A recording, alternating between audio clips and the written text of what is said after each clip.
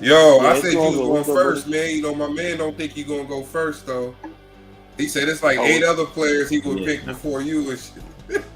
damn, that's what you I said, said Brody.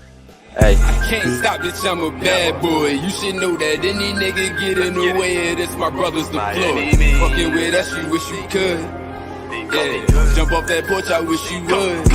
I had to turn it up. I watched my cousin turn against me, that shit fucked me up. He's supposed to be on this bitch with me. Casamigos in my cup, for some for niggas that ain't with me. We was young, but shit done changed since Robbie left us, shit big me. Niggas had their chance, but now it's showtime. Step back just a little, don't get too close, my dogs will go wild. Ain't no head stepping up in this circle, we don't get loud. Bro, he trying hide behind that crowd, hawk that nigga down, get him down. If you ain't noticed, we don't give a fuck. Look how when I walk in this bitch, I be holding my dick in my nuts. Your nigga goofy, bitch, give him up. Know just how I know, cause the thought of dough got you eating this dick in the truck. Don't feel that shit y'all talking about, most you niggas should give it up. Kafani got me heating up, by any means it's them or us. This perk just kicked in, now she screaming, now she feel it in her gut. Bust a nut, I'm gone, bitch, you know what's up. Yeah, these niggas be corny, appear to be real, when you meet them, these niggas be phony. Don't call me your bro, you niggas is Joe, you don't know me, and no, we ain't homies. Keep hearing about what they gon' do to just that, but these niggas that still yet to show me. It still hurt my heart, yeah, it tear me apart that I caught that fuck nigga big homie. I'm sorry for the wait, can't say that you niggas been waiting, but bitch, I'm here, I hope you pussies beat the situation. Said she want smoke, I let her puff on a date like she vaping. All these dead faces, different colors, how can I be racist? Beefing with broke niggas irrelevant. I might just tag his main bitch just for the hell of it. She said she like my car, she like the smell of it. Dick down her throat, that bitch don't even know my government. Lately been on some disrespectful shit. Tried to be cordial, but niggas, they ungrateful as shit. Niggas be talking like we supposed to know who they is. Niggas be talking like niggas wanna end up a lip. By any means, there ain't no rap shit, but we mean it. All that cat shit, that how you bleeding. If you ain't got what my niggas feeling, what? I'm about to pop my shit everywhere. Niggas bleed just like us, whom shall I fear? Most you niggas should give it up. By any means, it's them or us.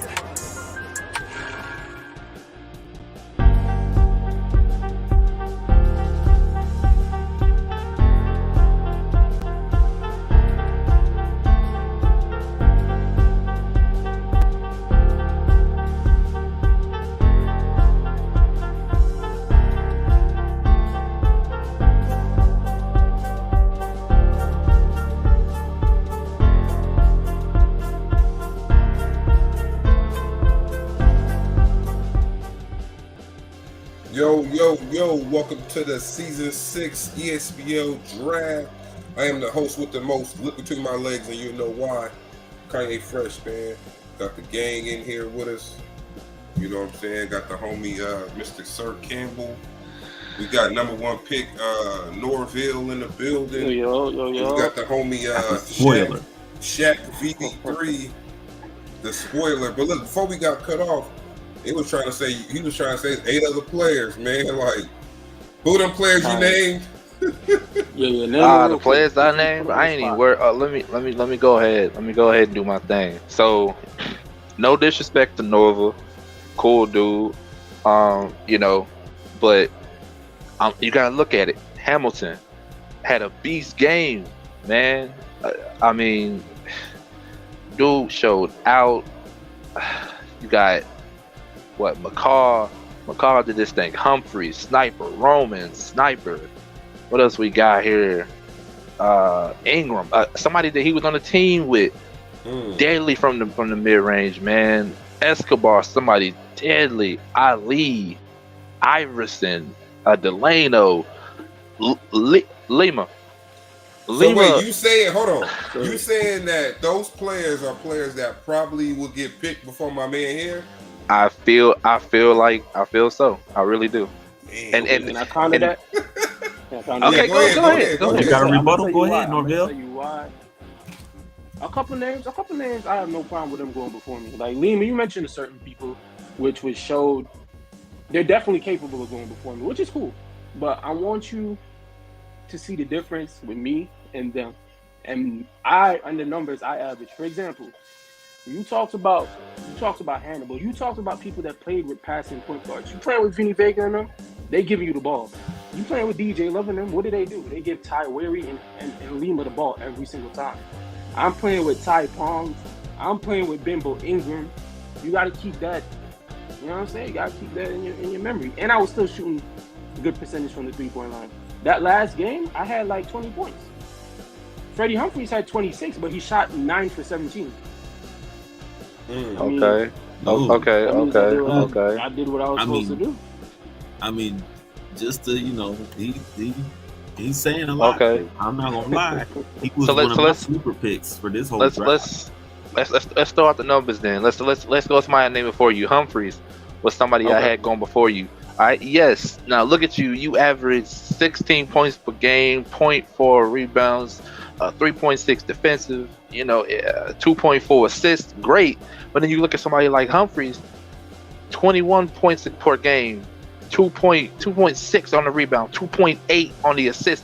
I'm not saying that you won't go high, but first I just don't see it. I don't see first. No, that's fine. Like, I'm not tripping about it first, but you said that there's 8 guys. Like, you said 8, right? That's what he said first. Yeah, about 8. Yes, about 8. About 8, if not 10. Now, see, that's where the issue is. First pick. I know for a fact he ain't going 8 or 9. But if you don't got me in the he top ain't going lower than 3. That's the issue right there. But keep in mind, I want you to check one thing for me since you got a stat. How many shots did Freddie Humphreys shoot again? Let's go to it. Actually, my man Campbell got the stats. I don't know why I'm doing that when he got him on deck. I'm like, hey, he got it. So I'm just gonna let him go ahead and do it. So, you got it, Campbell. If you're looking at all the top shooting guards in this draft right now, like you said, you got the MVP Jackson Anderson. With him averaging 23, 5 and 5. Then you got someone like Ty Weary. A lot of people is giving him a lot of buzz. He's averaging 6, 3 and 3.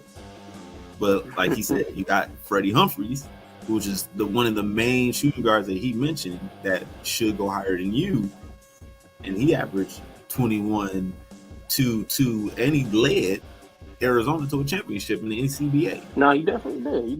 That boy's a bucket. But that's what I wanted to know. I wanted you to tell me, like, how many shots a game did they shoot? The field goal. Let me pull up my stat sheet. So Jackson put up 16 attempts, making 8 of them. Freddie, 15 attempts, making 7 of them. Okay. When you get to Norvell, he took 13 attempts and he made 6. So he averaged what? About that's less than 50%. A little bit. Like about 48 from the field. Yep. Averaging 16.6 points a game. 17 points a game. Hey, 17 on 48 shooting. And don't forget about this too. Before Norvell responds, because I got to give my boy props. Because like I said, I feel like he ain't falling out the top 3. Going up against Arizona, Norvell put up 26 and 6. If I'm remembering that correctly, 20.6 rebounds, 6 assists. When his team was falling short against Arizona, he was the only one out there that was really putting up numbers. Please, and that's against everybody. But then, hold on, just as Roberto with that, you can say the same thing about Lima going against Miami. Because if you watch that game, man, Lima was doing his thing. We gonna be honest. Lima was UNC that night. This is what I'm saying though. There's certain names that I have no problem with them going before me. One name you mentioned that I know for sure, no disrespect to him, that's my dog, that shouldn't go before me is Ty Weary. If you look at Ty Weary's stats and the amount of shots, I shot better from the field than Ty Weary. He's taking more shots. He had more turnovers. Did I say Ty Weary? You ain't mentioned Ty Weary in your okay. Okay. Hey, wait, hold on real quick. For the people that's watching, real quick, we was discussing Norvell's status in the draft, and VB3 has stated that there was 8 other players that he would probably draft before Norvell. And actually, Tyree wasn't even in that 8, which is kind of crazy. But here's my knock on Weary though, because like watching Weary, I thought Weary was a point guard. But seeing that he's a shooting guard, I can understand his player better. Because I thought if he was a point guard playing like that, then your stock is going to drop because it don't look like you facilitating and get nobody else involved. Yeah, he's like an Allen Iverson at this point. I agree. I agree. But that's the thing that I'm coming. That's the type of thing that I'm coming at. If you look at all these other shooting guards, which no knock against them, like I said, Anderson great, Freddie Humphrey's great. They have the ball in their hands. Most of all my shots, if you look at it, other than a couple, here and there, forcing a shot up, shot clock shit, most of my shots are off the screen. That's Campbell saying. That's true. Yeah. Oh, so just to give y'all the geography, Fresh, bottom right, Campbell top. We got Nova below me, EJ here. So that's the rotation until Dame comes in, and then we'll go wherever. We'll figure that out then. But somebody asked that Watermelon getting drafted? He a center? He is a center. He is a center. And so before y'all say something, I'm sorry. Hold on. Before y'all say something, because I love a defensive, in the grit, big body center, and Watermelon is literally what that is. I don't understand why Watermelon don't get the love. He got Defensive Player of the Year in the ECBA. Out of all these players, he got Defensive Player of the Year, but yet everyone is saying that he is going to go undrafted, and I don't see it. I really don't. Well, okay, we'll see. Let's. Hey, are you ready, Fresh? Let's take a trip back in history. Let's take a trip back in history. All right. And we go back to look at some of the best defensive centers in the league. And yes, a great defensive center can lead a team far. But you can't look at it in the way of what can a great defensive center do outside of playing defense. Can you give it to him in the paint for a bucket? Can you rely on him to go in the post and knock down a couple good shots to get the momentum going? You can't just be defense. Hold on, wait. That's where my money going. He drinking Essentia. You better drink that tap water. You're gonna drinking Essentia with my. Hey, look. Maybe you fall out the screen talking about that. Hey, but nah. Where my money going. Bailey, you right about the centers though. But this is funny in this league. I'll say, look, if you got a center who 85 overall-ish, you might be all right, depending on what the rest of the team look like. And that's now, if the center is your best player, then you got problems. You do have problems, especially if you don't know how to utilize them. This, though, in college, like commentating some of the games, he played great defensively, but there's times where he would have a point guard or a shooting guard down there, and he never went up. He didn't go up on them. But you can't blame, and this is coming from a center. You can't always blame them not going up on the smaller guys as a situation where it's the center's fault, because sometimes the coach comes to you, he's like, hey, I know you gonna have this mismatch in this one, but this smaller guy is also gonna be faster, so we're gonna set a screen for this smaller guy, get him open on the 3, and that's more points. So sometimes coach looks at it like we need the points right now over just the easy buckets. Like if we down, I want him to shoot that 3 rather than you get that 2, because that 3 is gonna add quicker than that 2 does. So that's a good point, because in the last Louisville game, the front court actually were the ones that actually was getting the ball, and they were doing more inside-outside game, where they'll throw it inside, give it to them in the post, and then they'll pass it out. If anything, that game showed me that Walker kind of is at least two-dimensional. If he doesn't have an offensive repertoire, he can play make in the post. He definitely correct. Ragoni said the 2-pointer is a higher percentage shot, though.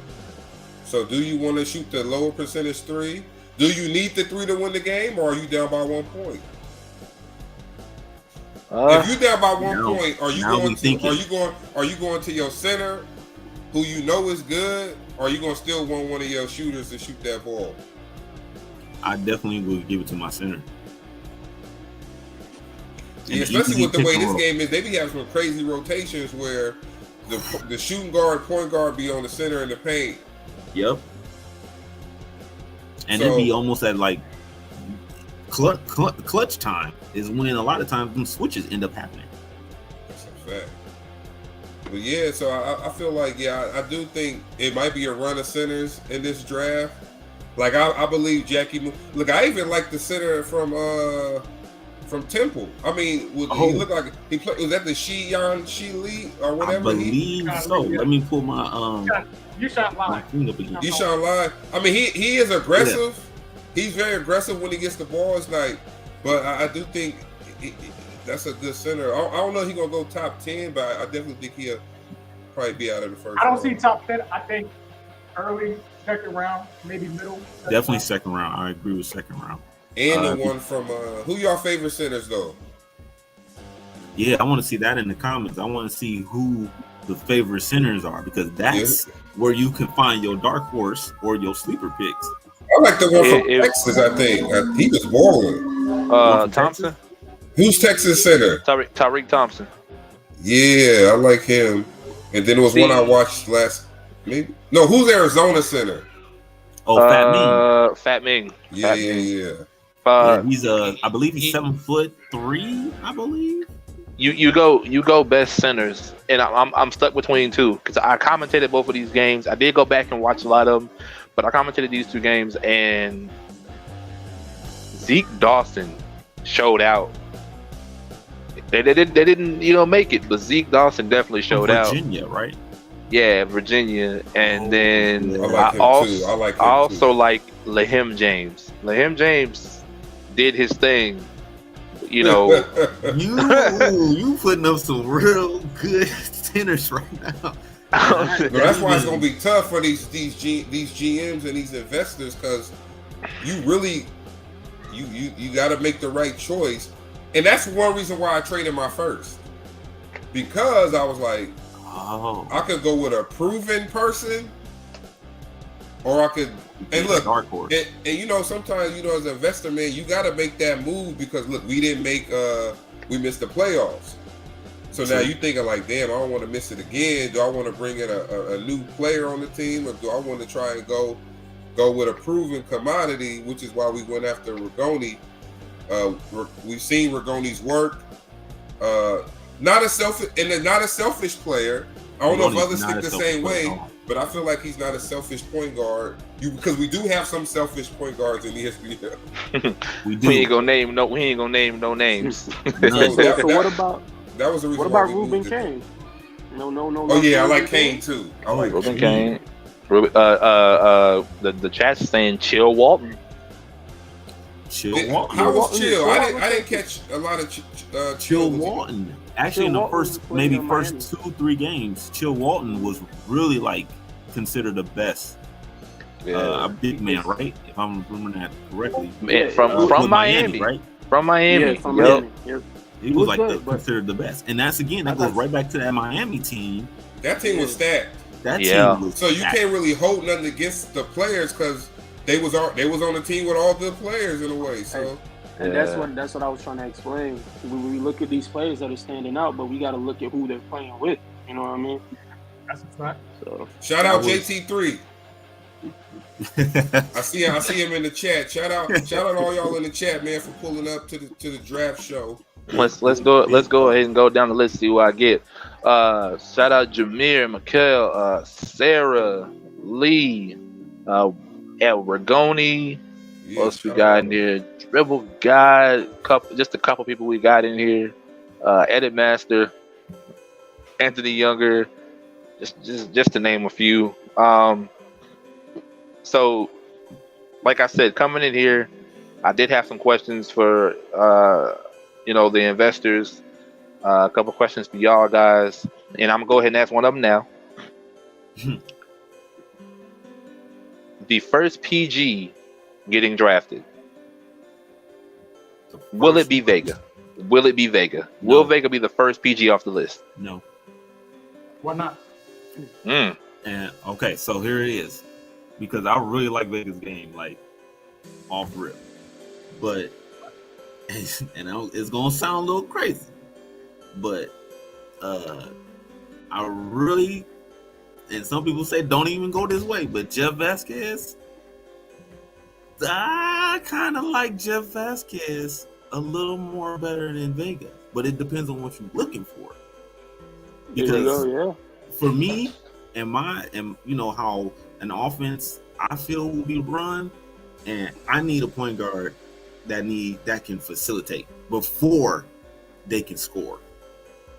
And for me, if I was picking and I needed that point guard, Vega would be the option, especially if I have a high prominent scorer on my team who needs somebody to feed him the ball instead of him always having to hold on to the ball, create a shot, and make a shot and force shots, which could cause me to lose. And it just depends on what it is. But I like Vasquez a lot. Now, I could be blowing smoke and mirrors, and Vasquez could be a bust. He trying to steer y'all away from the player he want. Exactly, because you hear in there how he described the perfect play he wanted and said Vega was the perfect player. Then say, I don't know, Vasquez might be better. Nah, but if you want a facilitator, you gonna go with Vega though. Yeah, man. If you really want, he's the best pure point guard in this draft. He has some crazy passes. Like he has vision. Crazy pass. I do not like that he does go for a lot of flashy passes instead of just a regular, bounce pass. He always got to go behind the back or behind the back of the head or no look, or volleyball pass. But I don't know. He's the best pure point that we got in this whole draft. So if you need a point guard and you want to facilitate, draft Vega. But at the same time, smoke. I'll be right back, y'all. At 8:30, right? So we're gonna give the investors about 7 minutes to get ready, get their draft boards straightened out, squared away. And actually, you know what? We'll do this.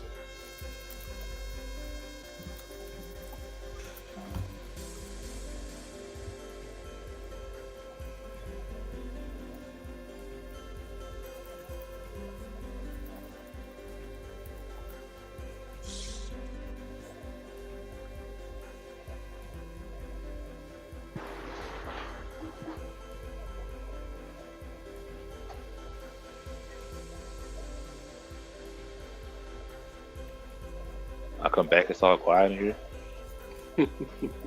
Oh, I thought he was getting ready to say something. No, we're just waiting. We're giving them about 6 minutes to go ahead, get themselves straightened up. And then once they're squared away, in about 6 minutes, we'll go ahead and start with the Portland Thunder.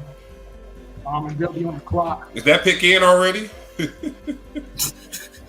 Do they need time to think? I don't know.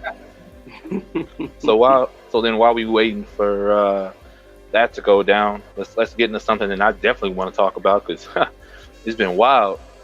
Let's go over some of these trades, man. Let's start off with one that I think shocked everybody. Actually, hold on. Hold on. He do got a trade. He might have to announce. You right. My bad. Breaking news, man. We got some breaking news.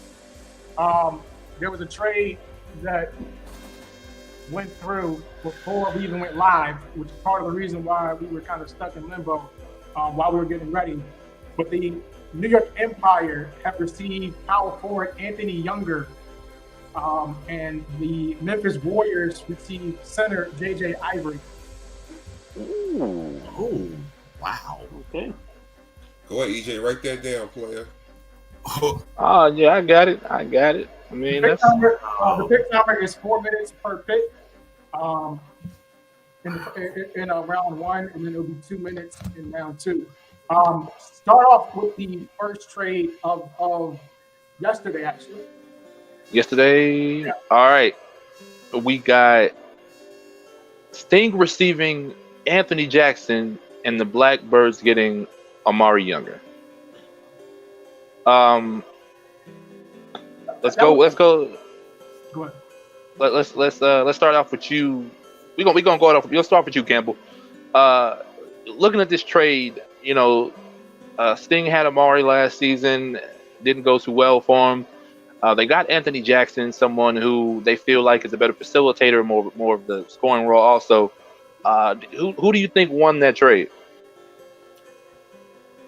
Well, the way the Blackbirds are set up right now, it's their plan. The deal, whatever they got planned. No, Empire. Wait, no, you're talking about the first trade. Yeah. The Empire trade, the K9s and the. No. You're right. You're right, Campbell. We talk about that one. Oh well, then yeah. Because of the plan that with free agency also coming up very soon, a lot of these investors are thinking about unloading almost their entire team.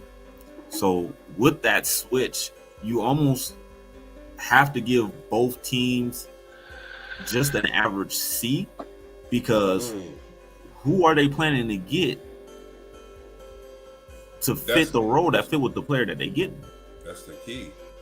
That's true. I feel like with that trade, if you look at it on the surface, whoever got Jackson won the trade. But my thing about Amari Younger is he had a weird season. Exactly. Because he started some games they put Elliott in the game. So you didn't really see what type of player you had in Amari Younger. So I feel like this could be a coming out party for Amari, or we might see he might not be who he's chalked up to be. But I do know this season you can't really judge him because it was like a weird season, like. And was he unselfish? Because he was like, look, I'll take that back seat role, because this is what a lot of people forget in this league. You need a bench. You do need a bench. You come out here talking about you got 4 GOATs starting and a reserve, and the rest you got 4 GOATs and 6 reserves. That ain't gonna work out for you too well. So I think what Younger may have did was to help the team out, was to be like, all right, I'll come off the bench so it won't be no issues. Cause I'm like that too. Like whatever helped the team win. I don't want to be beefing with a dude because we both guards and he want to start. And I'll go to the bench then, cause I'll come out there and ball against the bums. He said you pulling up almost 20 points a game because you went out there with all the reserves. That's a fact. That's the fact. And let's go to Mr. Dame himself. Who do you feel won that trade? I think, looking at the initial deal, you kind of want to say Anthony Jackson to the Sting makes the most sense, especially with the lack of facilitating that they were getting from Fletcher. As well, at times, coming off the bench, you weren't getting as much facilitating from Younger as well. But I think, having coached, Amari Younger, his ability to really find open spots and hit that open jump shot really puts him head and shoulders, above Anthony Jackson, who at times Jackson makes very questionable plays when he's trying to be aggressive on the offensive end, where he's trying to score, he's trying to, drive to the rim, or also take a shot. If I'm choosing shot-wise in a shooting league like the ECBA, I'm taking Younger probably 10 times over Anthony Jackson. So in this particular trade, I think that the Baltimore Blackbirds won this deal. Okay. It's definitely it depends, how you look at it, because it's just that initial trade. Right. I mean, let's go. Let's look at what this thing have now. Anthony Jackson, they're pairing him with Alexis Baycoat, Ethan Carter, Westbrook, BB3, Adonis Riley. When this is just stuff that we heard around the league, different stuff like that. when Fletcher was on the team, a lot of people that came to this thing and ended up leaving said the same thing. The man doesn't pass. Yeah. You know, that was the issue, was the man doesn't pass the ball. We be wide open. He got 5 people on him and he Kobe fading away. That's what that's what everybody said. So now that the Fletcher's gone, do y'all feel like with the team that the Sting have now, that Jackson was the best option? And I wanna, me myself, I wanna say it was a good trade, but you lost a lot of your scoring capability when Fletcher left. And now you have to rely of the team, though. Yeah. Because I mean, looking at that roster, the only person from that original team that made the push is DB3. So now you've changed the whole scope of your team. You took away the person. You took away one of the guys that was like pretty much the face of your team in general. So then who do you now rely on to be that, to replace Don Fletcher? Because I'm sorry, not Don Fletcher, John Fletcher. I don't think anyone on that team right now is going to give them the same production as Fletcher did. That's when free agency right there. Yeah, free agency kicks in. That's why it's hard to really pinpoint exactly who really wins the trade, because now this is a long run trade. It's not like a trade that's like boom, right here we got it. This is our missing piece. It's almost like it's just a building block. Before we kick things off, because we can kind of deep dive into trades pretty much all night, and we'll still touch on them as the draft goes on and really kind of compare them into what these teams are picking. But I kind of wanted to touch on something, just a little bit about this Sting team. Their direction seems very odd at this very moment on where they're headed moving forward into season 6, because yes, you trade away Fletcher, you trade away Weary, you trade away Younger, you get Alexis, but then it's like, okay, well, where else is your scoring coming from? And they haven't had DB3 in almost 2 seasons now. So is he really a plug and play guy, or do you try to flip him now before the season starts for a talent that is going to be able to produce for you right away? So we're going to go ahead and kick things off. The Portland Thunder. I'm sorry. Let's do this the right way. Uh-oh. Turn the music off. There we go. Let's get to it. Are your dreams about to come true, fellas, ladies out there? Ladies and gentlemen, thank you all for coming out to the 6th annual ESBL draft. This is a very big opportunity for the college prospects to really hear their name called. This is something different that we have never done here in ESBL before, doing a live broadcast for you all in order to conduct the draft. With that being said, the season 6 ESBL draft is now underway. The Portland Thunder are now on the clock, followed by the Dallas Bulls. All right, here we go.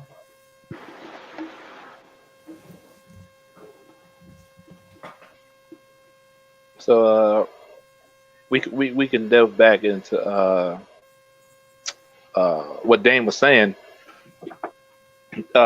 So the question then becomes: do y'all agree? Do y'all agree that you look at that team and you say, okay, we haven't had BB3 for 2 seasons. We know what he was doing before he left. What do we still think he could do the same thing? And if there's doubt in your mind, do you then go out and say, hey, I'm gonna flip this center and go get definite scores and hope that in free agency I can grab me a center that's an anchor enough to hold down the paint? So let me ask you guys a question, because I'm still a little bit newer. So how did VB3 do the 2 seasons he was away? So last season he wasn't here. The season before that, they went to the finals. But a lot would say that they are leaning or were leaning on the production of their backcourt more so than the production of their center. They also had a very talented power forward.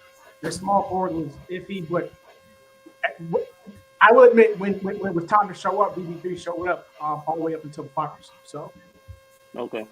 EJ, is that your feedback? Y'all just mute y'all mics and see at one at a time.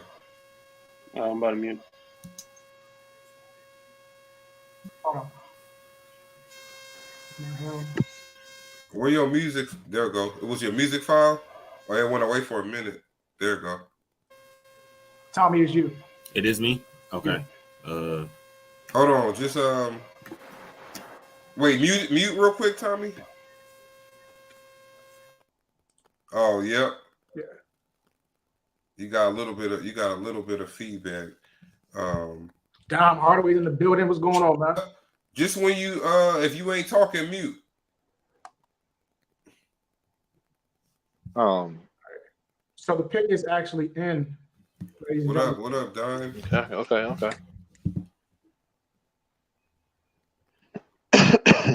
Excuse me. Or if you got headphones, Tommy, that'll work too. Yeah, if you had a headset, that should work. I see Kyrie Prince in the building. All right.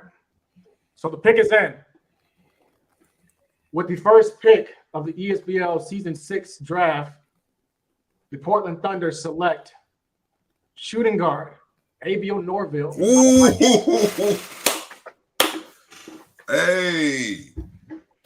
That's love. I need to play the lottery. Look at VB3 don't know what he's talking about. I need to play the lottery. Oh, okay. Hold all the way up. What you gotta say? Say what you gotta say. Hold all the way up. Look, even if you didn't feel like a lot of people I named first could have gone before, you telling me? Wait, are you shocked, VB3? I am, and here's why. Here's why. You're gonna sit here and tell me you're about to leave Lima out for another team? You're about to leave. Hold on. You're about to leave Lima out for another team. You're about to leave Humphreys out for another team. No, but looking at the Thunder though, the Thunder could have went anywhere because they only got one player in the contract.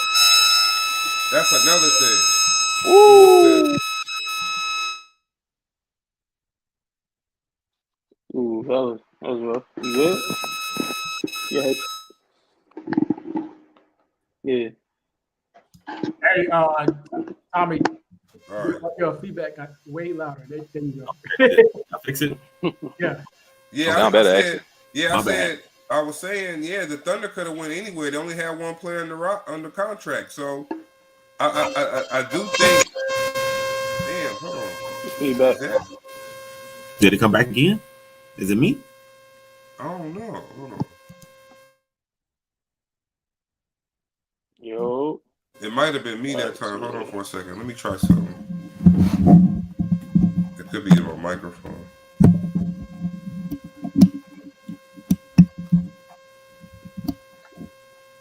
It do sound like your microphone first, like because when you move it and it's going in and out. Yeah, I got a little suppressor. Hold on. Yeah, y'all got it. I see the support in the chat. I appreciate y'all.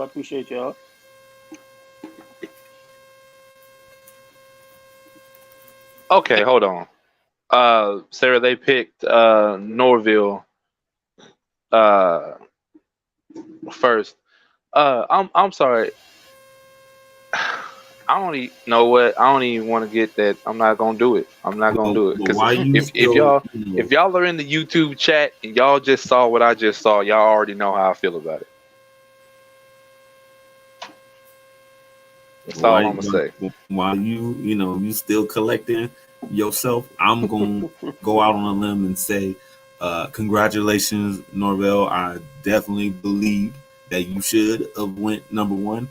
Not only, yes, you might feel that players like Jackson Anderson and Freddie Humphreys and Lima and Jackie Moon, players like those should have went before you.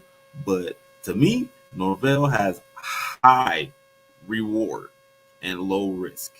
For me, I feel like that Norvell is a very good player that can play on a talented team.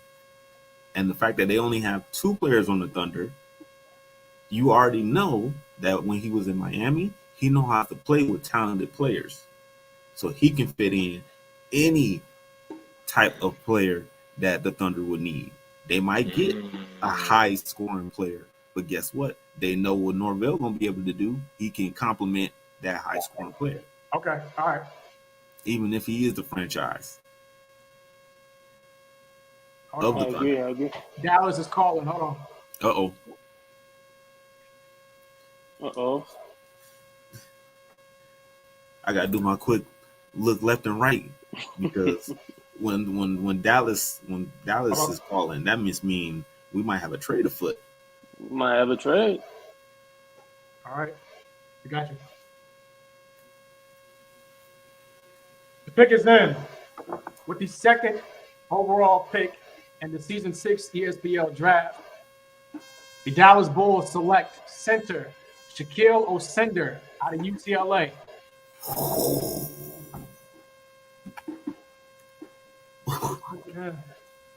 The Baltimore Blackbirds are now on the clock.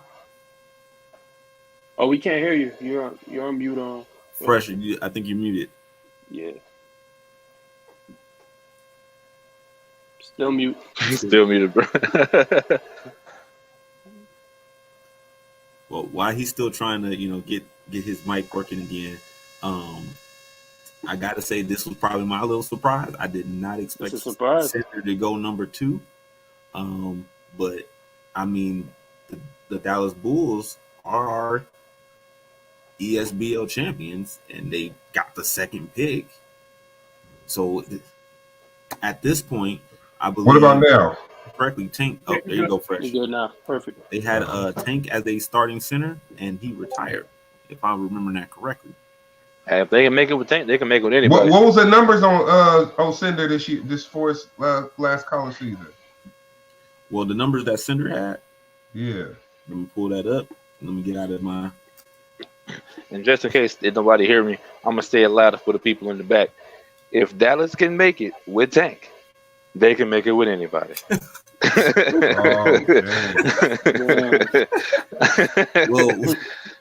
Well, for some odd reason, I don't know if I'm looking at the right chart, but Cinder is not on my list. Hold on one second. Cinder. Let me go see if I can find it. All right, the pick is in. Uh-oh. While the pick is in, I got Cinder on standby. With the third overall pick in the Season 6 ESBL draft, the Baltimore Blackbirds select shooting guard Ty Weary out of UNC. There you go. Okay, you want to talk about surprises? I did not expect. Okay, we'll come back to Cinder, but because we got to talk about this Weary trade. Wait, I want to hear why he said he didn't. Why you shocked about the Weary pickup too, VB3? Yeah, man, I really am. I'm more shocked of this pick than I did of the Cinder pick. For me, because I didn't think that the Blackbirds would go this route. First of all, with picking up Weary, if anything, I thought they would pick up, a small forward or a power forward. But because if I remember correctly, they have Alfonso Walker at point guard, and I believe he's a scoring point guard, correct? And if then they just picked up. They just picked up Amari Younger too, and then they just picked up Amari Younger. So maybe Weary is that, what we was talking about earlier. You need a bench. Maybe Weary is that 6-man that they gonna put out there. Or Younger gonna play point. But do you start him over? That's a real. Thank you, Blackbirds. This is the real shock of the draft right here so far. Wow. So shout out to the Blackbirds. Good pick, but shocking. But yes, shocking. This is definitely. Shout out Mr. Reed. He's a player that needs the ball in his hand, so you don't see how that goes. That's why it matters who plays point guard for them. That's who matters. Exactly. Just for y'all to understand, we're gonna go ahead and give a disclaimer because I know we got to. We are happy for all of y'all. Everybody that get drafted, we happy for you, we proud of you, blase. But we gonna talk our stuff while we up here. We gonna talk our stuff. There ain't no question about it. You come in here, you know it. You already know. We're not gonna lie to you. All right. Yeah. We got the pick. Get it. Let's go. Rapid fire. With the 4th pick in the season 6 ESBL draft, the Portland Thunder select small forward Ty Palms. Ooh, what y'all trying to do over there? What? Wait. Hey, they out there changing the game. What? Hey, look. Hey, I think Norville approves. Oh my God! Wait, what? Wait, who picked him up? Great pick. The Thunder. He going to play with the number 1 pick. You know what? He said something in the chat and said, "Hold on, I'm coming with you." Oh, he knew what was up. Well, he knew what was up. Y'all about to get that fine, yo. Great pick. He did not know that.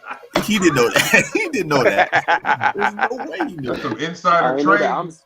I'm surprised I didn't know. That's a great pick. Wow, I can't. Wow. Wait, tell me why it's a great pick. Norville? I don't know if you watched the All-Star. You see the chemistry between Norville and Ty Palms? Yeah, I see it. And y'all on the same team too. Yeah, they're both Miami players. All right, the pick is in. Oh, I like that. That was a good pick, Thunder. Name up to something. With the 5th pick in the season 6 ESBL draft, Baltimore Blackbirds select small forward Melo Harris out of Louisville. Oh, that's a sleeper. Yeah. Melo Harris. He was balling. He was balling, but he was trying to carry that team on his back. I wouldn't call it carry. I'm sorry. I got to. Well, you got to win the carry? I got to be the one. I'm sorry. Melo Harris was not carrying Louisville. If anything, I'm sorry. I got to be that one person. But Melo Harris was more of, I ain't going to say the killer, but he's the whole flow of the offense was stagnant. And if you check his numbers, he averaged 17 points a game. But again, check them attempts.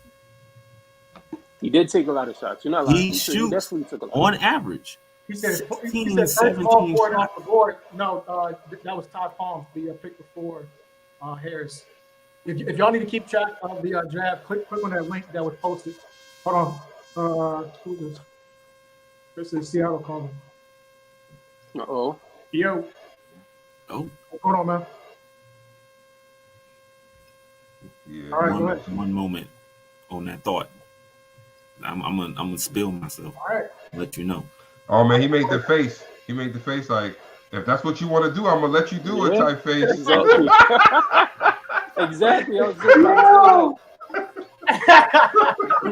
to say To all y'all wondering, anytime he make that face, it never goes well. Yo, that's funny. The pick is in for the Seattle Lightning. Was this the shocker pick? With the 6th pick in the season 6 ESPL draft, the Seattle Lightning select center Jackie Moon out of Duke. Oh, that's his boy, so I'm not even surprised. Okay, you know what? Yeah, I ain't mad look, at that pick. He was gonna get yeah, Jalen in the I'm sorry. expansion draft. No. That's not. I misspoke. Actually. That's not. No, I'm thinking my boy Nate. If that was Nate, then I wouldn't have been surprised. But that's Tank. The Warriors are now on the clock, by the way. Damn, I know. I know he probably upset now then because he probably robbed them. Yeah, he probably did. Jackie Moon. He probably just robbed them from the player he was going to. And this could also be a steal too, because at the same time, Jackie Moon was potential to be the first center off the board, and 2 potential number 1 pick in the draft. Jackie Lowe was actually headlining this draft class, and to see him slip, I think it had a lot to do with the playoffs. Give me a second. The Warriors are calling. Damn, that's a good pick though. Because if I would have kept my draft pick, I was probably gonna get Moon. Same thing here for Gold Rush. Yep. I was gonna get Moon. The Afro make him look taller. It does. And I think it helps on defense. Yeah, I really think it do. That Afro be blocking shots. Hold on a second. He said, "Oh." All right. Oh man. Yes, sir. Oh what? Oh what? Nate with the splash. With the 7th pick in the season 6 ESBL draft, the Memphis Warriors select power forward Arulus Legend out of Louisville. That man. What we got on him, Cam? Legend? Well, first of all, what? Legend was only able to play, I believe, two or three games. He wasn't able to start the season. I guess it was some issues in the background with him, but I don't know. He started in game 3. He's averaging 8 points, 8 rebounds, and 2 blocks with only 6 attempts. But at the same time, he did make 3 out of maybe 4 of those attempts. And to be honest with you, I feel like the way the Louisville was being ran the last 2 games, when Legend was, I guess, used as the centerpiece of the offense, that's when Melo Harris, and it's going right back to Melo, that's when Melo Harris was actually showing himself and how good of a player he is. I feel like if it wasn't for Legend, Melo probably wouldn't have went as high as he did. So you don't think that's the way Legend set those screens for him and opened them up, those rebounds, that defense, I don't think anyone actually scored on Legend. Catch me if I'm wrong. When he played, no, I didn't see anyone score on Legend. The only people that was able to score on Legend was like, I believe it was when they went against North Carolina, and it was Lima. I think Lima was the only player that actually scored on Legend. Speaking of Lima, he's still available, VB3. And he is still available. Yeah, and okay, I'm trust me. I think had the Grizzlies kept that pick, I think that Lima would have probably been taken first. Possibly. Based on what they didn't have on that roster, like they already had a shooting guard, they had a small forward. I foresee them going after a big name point guard in free agency. So I think that they would have addressed us, a small minor need for them at that 4 spot, with Lima being able to score, play defense and whatnot. The next call is coming in. What's up, man? And while he's filling in that call, like I said, I feel like Legend is definitely probably a dark horse pick for sure, because the way he played when he was on the floor, the eye test showed you that he does have a lot of potential. With the 8th pick in the season 6 ESBL draft, Chicago K-9 select center Chill Walden out of Miami. It's a lot of Miami players getting picked in the top. That whole team about to go top 10, huh? Well, I mean, we said it already. Miami was the stacked team of ECBA. It was a surprise that Arizona beat them. No point guard hasn't been taken yet. Fresh. I kind of want to touch on that a little bit. I was a very firm believer during the season for ECBA that I didn't see any true point guards that would want to take another point guard who's currently in ESBL take their starting job, right? Yeah. However, I think that there's plenty of point guards that are on this draft board that can come off the bench and provide necessarily a nice game managing type of point guard off the bench.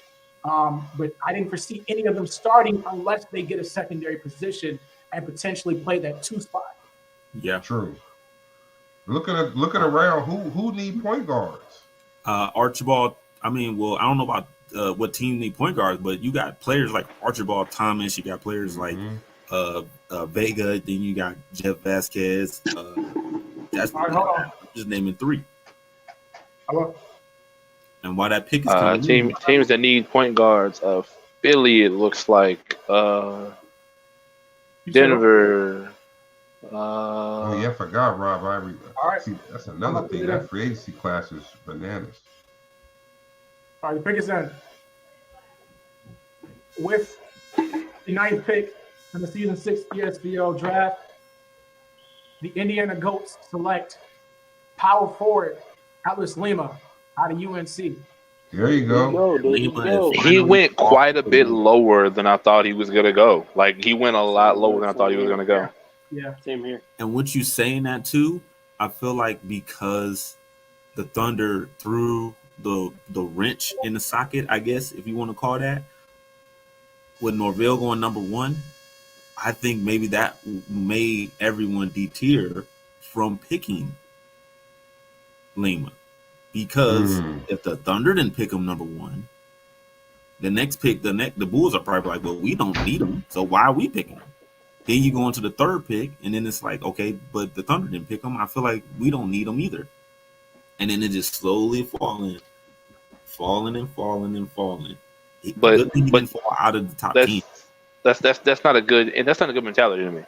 And also, it's not a good mentality to me because how many, and we've seen this in prior seasons. People have been here for a while. We've seen it. People have said, you know, they've given up these top picks, and they're just like, they can't. Let's go for Don Fletcher. He wasn't picked first. Nobody thought about it. He was not picked first, and dropped to where he was, and then ended up being one of the nicest scorers. You know, so could that be what's happening? By the way, I don't mean to cut you off. You're good. But with the 10th pick in the season 6 ESBL draft, the Phoenix Kings select shooting guard Freddie Humphreys out of Arizona. Oh, okay, great. So let's go backwards. Oh, we went backwards. Go ahead. We talked about where is Sting's points going to come from. Does Humphreys fill that role?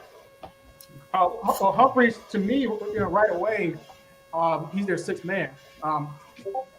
He's not starting over Alexis. No, but that's what we talked about earlier. Like what Fresh mentioned, you need a bench. And Humphrey, you can see just if Arizona, the way they used him in their game plan, if you set that up for when Humphreys comes off the bench, you already got a 20-point scorer in college who can give you easily 15 buckets off the bench. 12 buckets, a game just off the bench. You just got to utilize it. Yeah, that's a good pick. That's a real good pick. And to be honest, I thought he would go higher. True. Higher than Melo Harris and higher than Ty Weary. True. Wait, pick to come in. Let's go back and throw out some of these. He's on the phone. Uh-oh. I think we got another pick in. He said, okay. No problem. Everybody hit your question. Put your guesses in the chat right now on this pick, number 11. With the 11th pick in the season 6 ESBL draft,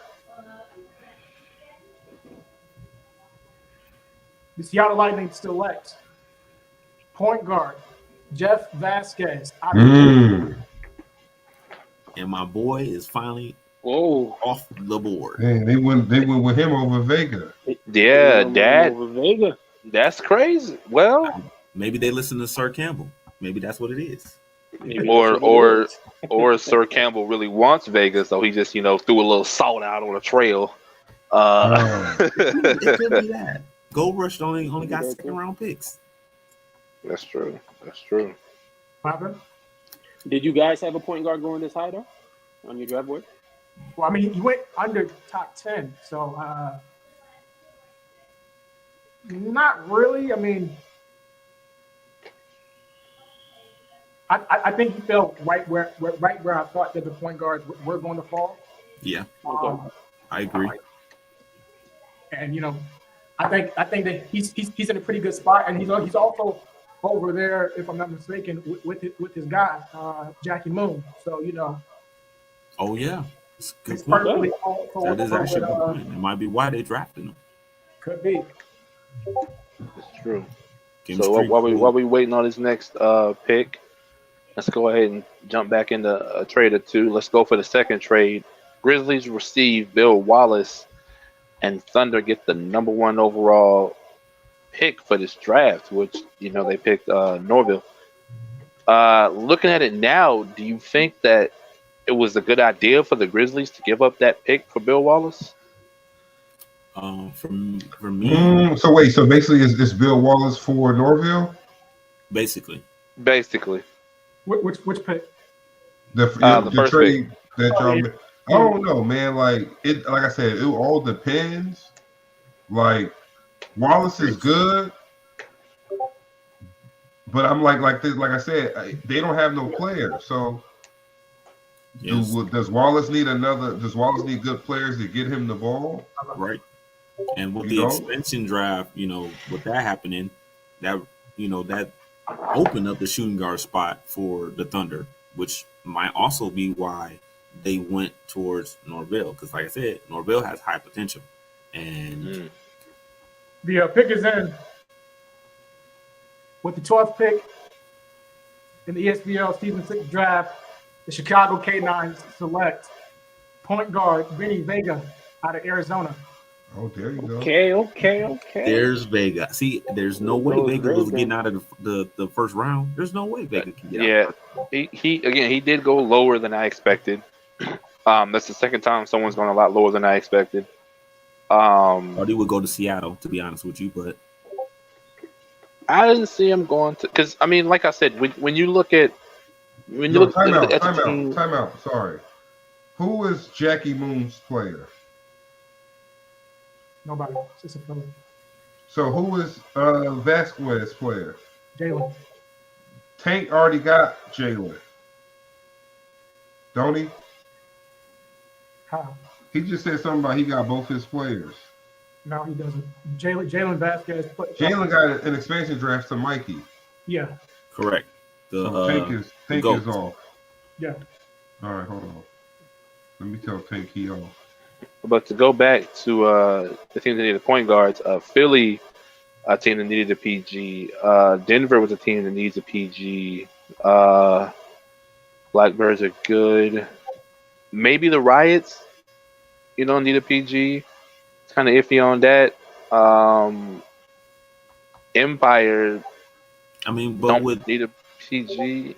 But with Vasquez and Vega off the board, I mean, personally for me, the only other worthy enough for a first round pick for a point guard is Archibald Thomas.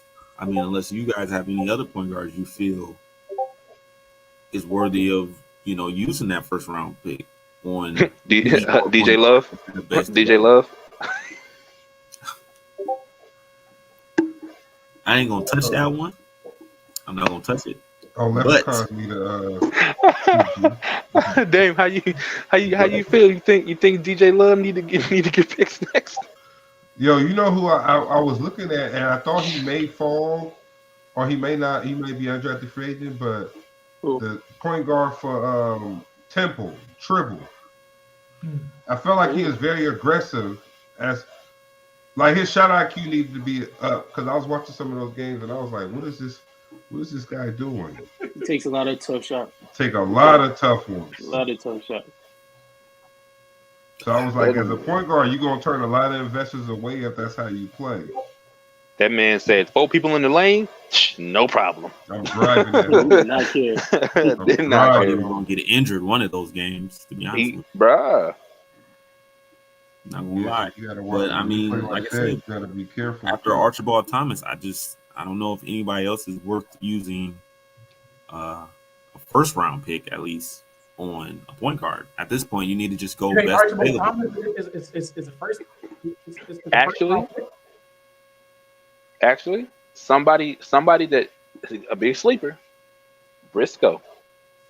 Oh, yeah, Troy I see Briscoe. Briscoe's name I think floating Briscoe around is, too. yeah. That's a Big good, sleeper. I think Briscoe's a Briscoe's the big next best. Whose player is Lee Burton's? Like, who your player, Lee Burton's? He said he got slept on. Who's this player? Yeah, I'm trying to find out now. Wait, you said who? Let's try to. I got you. Oh, okay. I think Dame likes this pick. Oh, Watermelon. He ain't get picked yet? That's what I was talking about earlier. that's what you're talking about. Yeah. All right, the pick is in. That's gonna be a nice pickup. With the wrong shoot. With the 13th pick in the season 6 ESBL draft, the Minnesota Wolfpack select center Yishan Lee. Out of Wow. Okay. Yishan Lee? That's Jackie Moo's kryptonite right there. What? You know they lost Jalen in the expansion draft. The Bulls on that. and they already have a center on. Don't they have Romero still? Yeah, the Bulls are now on the clock, by the way. So yeah, I think that was just a fit. That's just to round out the depth of that team. But I mean, you would have went with another center. Fat Meek is still out there, man. Dawson is still out there. You know, like two people that still out there. Yeah. So we all agreed it was a reach. I do because yes, a lot of people you know, if you watch those games, you cannot tell me that, and it's no disrespect, but you cannot tell me that you wouldn't take a Fat Ming or a Dawson over Yishan Lee. Correct me if I'm wrong. Correct me if I'm wrong. Yishan Lee. But that's me. You said who? Ruben Kane. Oh yeah. Yeah, the centers were nice. I mean, there's a lot of nice centers. Maybe they picked Yishan Lee because of his block shocking ability. Hey, if y'all are watching and y'all are actually inside of the ESBL Discord, you can keep track of the players that are already selected on that Google Doc. So I have another question. Just to flip positions. Okay. Anderson. Jackson Anderson. He is calling right now, which is very surprising. There's some teams out there who need scoring. They need, that spark. Even if it's off the bench, there's a lot of teams right now who don't have even good shooting guards starting. Because fresh. Correct me if I'm wrong. You got Jacoby and Gumbo. You got Devin Turner, Jameer Johnson, Don Fletcher. You plug in Sosa at the 2 spot. After that, that's only 5 shooting guards. So who's left? Exactly, right. And he's still on the board. We haven't been talking about him. That Max is out there, but I mean, he was coming off. If I'm not mistaken, he was coming off the bench for Fletcher. So we don't even know if he's really a big. And you got to think about it too. These players balled in college, but they got some people waiting on them in the pros. That's what I'm saying. Yeah, man. So like that's why you can't really always judge it on that because look. Like you said, if you got a nice shooting guard in the draft, when he come into the league, he like, oh shit, I gotta go. I got Devin Turner tonight. I got Jacoby tomorrow. I got Fresh the next day. You're gonna have some trouble. The Dallas Bulls are on the clock. I'm gonna go ahead and get them ready.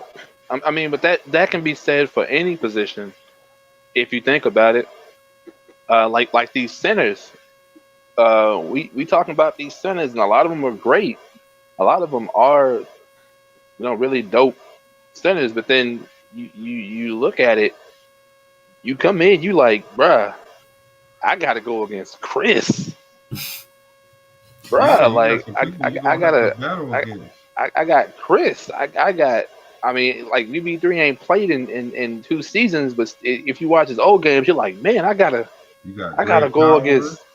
Greg Powers, you got so many, Wallace, so many players. You're just like, oh, you got JJ Ivory. You got to go. JJ Ivory. Yishan Lee is averaging 4.6 blocks in college. Do you think that's going to translate? That's going to come in handy in this league because you got a lot of players who like to drive. They do dumb shots in the paint. Yeah. You know, so it's like if you're a good shot blocker, then if all you were looking for was a defender, then you made a good pick. This is a good pick. And they don't need him to start. Nope. They just need somebody to come off the bench when Romero is tired. You'd be surprised how many slashers are on the bench, and if you have Yishan Lee coming off the bench with your second unit, and all you facing is slashers, that paint is going to be protected unless they shoot over them. But if I remember correctly, Yishan Lee is like 7 foot, 6. I think 6'11", somewhere in that range. Yeah, and that's a big body. I mean, in the second round. I agree. You know, that shot blocking is going to definitely come in handy. But then when you look at these rebounding numbers, Kane's 6.2, Dawson 9.0, you know, Watermelon 9.2. Oh, yeah. You know, it's. I mean, those these are guys. Those the defensive rebounding averages. Yeah, but still, I mean. The highest rebounder in the league is, I believe, is Dawson with 11 rebounds a game. 11. And Dawson's still out there too. I think Dawson went earlier. Oh, did he go earlier? Nah, Dawson hasn't went yet. Yeah, I think he's still out there. Shaquille Cinder is the one that went earlier, like way early. All right, so the pick is in. With the 14th pick in the Season 6 ESPL draft, Dallas Bulls select center Walter Mellon. Ooh. Look, Just talking about it. Look at Toe trying to get the draft grade of an A+. I don't like that pick. I like that pick. I don't like it at all. You don't like bringing in Walter Mellon? You just drafted Shaquille. Oh, that's true. But they didn't have no center on the roster, right? So Tank retired. But I mean, why? Tank didn't have a backup anyway. Marcus Carter was filling in that 5 spot, and Carter's still on the roster. But they lost Ty White in the expansion draft too, didn't they? But why go double center? Yeah. I mean, there could be a method to that madness. You know, you. Oh wait, but they still. You know what? Or they may be looking to splash in free agency and feel like, go with, I don't know, maybe they feel like they're going to fill other parts out in free agency. Do they need a shooting guard? No, they got a shooting guard. They got Jacoby. Yeah. Oh, they got Jacoby. Okay, Jacoby's there. I mean, yeah. They ain't got no point guard, though. Unless they're doing it for depth purposes, I mean, maybe. But both of those centers are starting caliber centers. Yeah. So I think you're going to run into an issue, maybe, with how good that they're both going to become. Maybe one of them won't mind sitting, coming off the bench. But, I mean, really, that's kind of rough. I don't really. And they had 2 first-round picks and got 2. That's what I'm saying. I can see if it was a second-rounder you did. Right. That's crazy. Which kind of makes it, that much more difficult. I'm gonna take this stick off. I'm not trying to get in trouble for that. Yeah, that's a head scratcher. So then, what about power forwards? Other than Lima, Lima's gone. What about the rest of the power forwards? I feel like we haven't been talking. Yeah, you still have Clifford McCall, Quincy Hannibal, right? Is he a power forward or just small forward? Yeah, you got Hannibal Hamilton, somebody who showed out for Virginia. Oh, where's Hamilton? Yeah, Hamilton. Yep. Yeah, where's the Ingram, somebody who showed out for Miami. Delano, Cash Money. Yeah, like you have so many. Yeah, because I'm looking at Ingram. He was 15. Lockett. We didn't even talk about 15 Lockett. and 6. Did a double, right? Yep. Lockett averaged a double. Yeah, they was out there eating. And we haven't talked about them. They haven't gone anywhere. It's actually a lot of good power forwards Yeah, and That they're Arden sleeping on Lee him. getting Lockett that was love. double with 3 assists a game too, though. Yeah, and they're He had sleeping on 3 him. assists a game. Yeah, that's Wow. from your big man. The pick is in. Hold on. With the 15th pick in the ESBL Season 6 draft, Phoenix Stings select Darren Delano, power forward. We was just talking about him. I heard his name going higher, but this is a pick for the Sting. It's a good depth pick, but they still they're still in that situation when you already have a power forward. Right. Could you have addressed another need, perhaps? In my opinion, they've been lacking at the small forward spot for quite some time. Do you think? How tall is Delano? What is he, a power forward? I can tell you. Hold on, listen. Because do you think there's any way they could slide him to that 3 spot? Because he has a good ability to shoot. Oh yeah, that's he can shoot the 3, but his defense was His terrible. defense is lacking. It's terrible. Like probably the worst defense I've seen. You might as well call him a small forward. Yeah, because them centers and power forwards gonna bang on him. Yeah, he's 6'9", 280. Oh yeah. That's what I'm saying. He's mostly a big small boy. It's a forward. big boy. This is my team. So I'm not going to harp on them too much. I'm not. But I'm just going. I'm going. Have the last pick on the first round. I'm gonna keep it real, man. Delano was cool, but you passed up on Angelo Roman. Oh, yeah. Marko Arnautovic. Arizona player. Arnautovic is a shooter. Ooh. Larry Jacobs. Iverson. What about Alex Flores? I mean, Alex Flores. Yeah, I mean, what are you talking about? that maybe they're trying to run kind of well, see, here's the question. Can any of their power forwards go down to small forward? That'd be a question. Because if that's the case, so if that's the case, do they plan to use Delano at the small forward position? Yeah, that's what I was saying, but they were saying that he can't play defense, though, right? That's the Right. issue. He's a sniper. You rather your small forward not play defense than your power forward, though, right? Or would you rather you want both of your players to have defense, but where would you rather have that hole at? Well, let me see. Who I you would going rather against have in the the league at hole- small forward in the pros? I would rather have the hole at power forward, and I'll tell you why. Power forwards, a lot of power forwards are, some shoot, some don't, but a lot of power forwards are more like in the 2, not really out on the 3. Most of them are kind of in the paint. Whereas small forward, they can kill you from inside, outside, drive, and I'd rather have a definite thought process of, hey, I'm going to give up this 2 points before I give up this 3. That's just me, though. Yeah, you playing against people like the other Weary brother, Terrence Weary, and you ain't got no defense at small forward. It's gonna be a long night. You're gonna light it up. You gonna light it up on him. Almost remind me of the Arizona and Marquette game. Marquette was, they was shooting with Arizona, but they couldn't keep up with Arizona. Yeah, you gotta match them points. And that's the issue. You gotta match them, yeah. All it took was Marquette missing 2 shots, and next thing you know, they was behind. If that's 2 the points. case, right?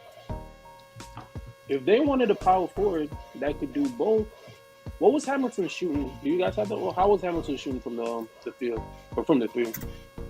Hamilton? Yeah, I have that right here. Hey, let me get this one. Hamilton is power forward, and he was averaging 6 attempts a game. With 1 made shot a game. okay. So he was a bum. That's what you said now. And then what about Jacobs? What about Jacobs? On the other hand. Well, I feel like you should have went with McCall. McCall is a 3-and-D player at power forward. Yeah, McCall was good. And that's personally for me. I feel like McCall was the right choice. You could have. McCall is probably like the only thing I can think of because he's a two-way player. McCall is a two-way. Oh yeah, he can play defense and he can shoot from the perimeter, and he can he can defend the perimeter as well. That's what he did with Arizona. Just going hear me out. Hear me out. He said, "Hear me out." Quincy Hannibal at the 3, I felt like could have played a 4. That's me.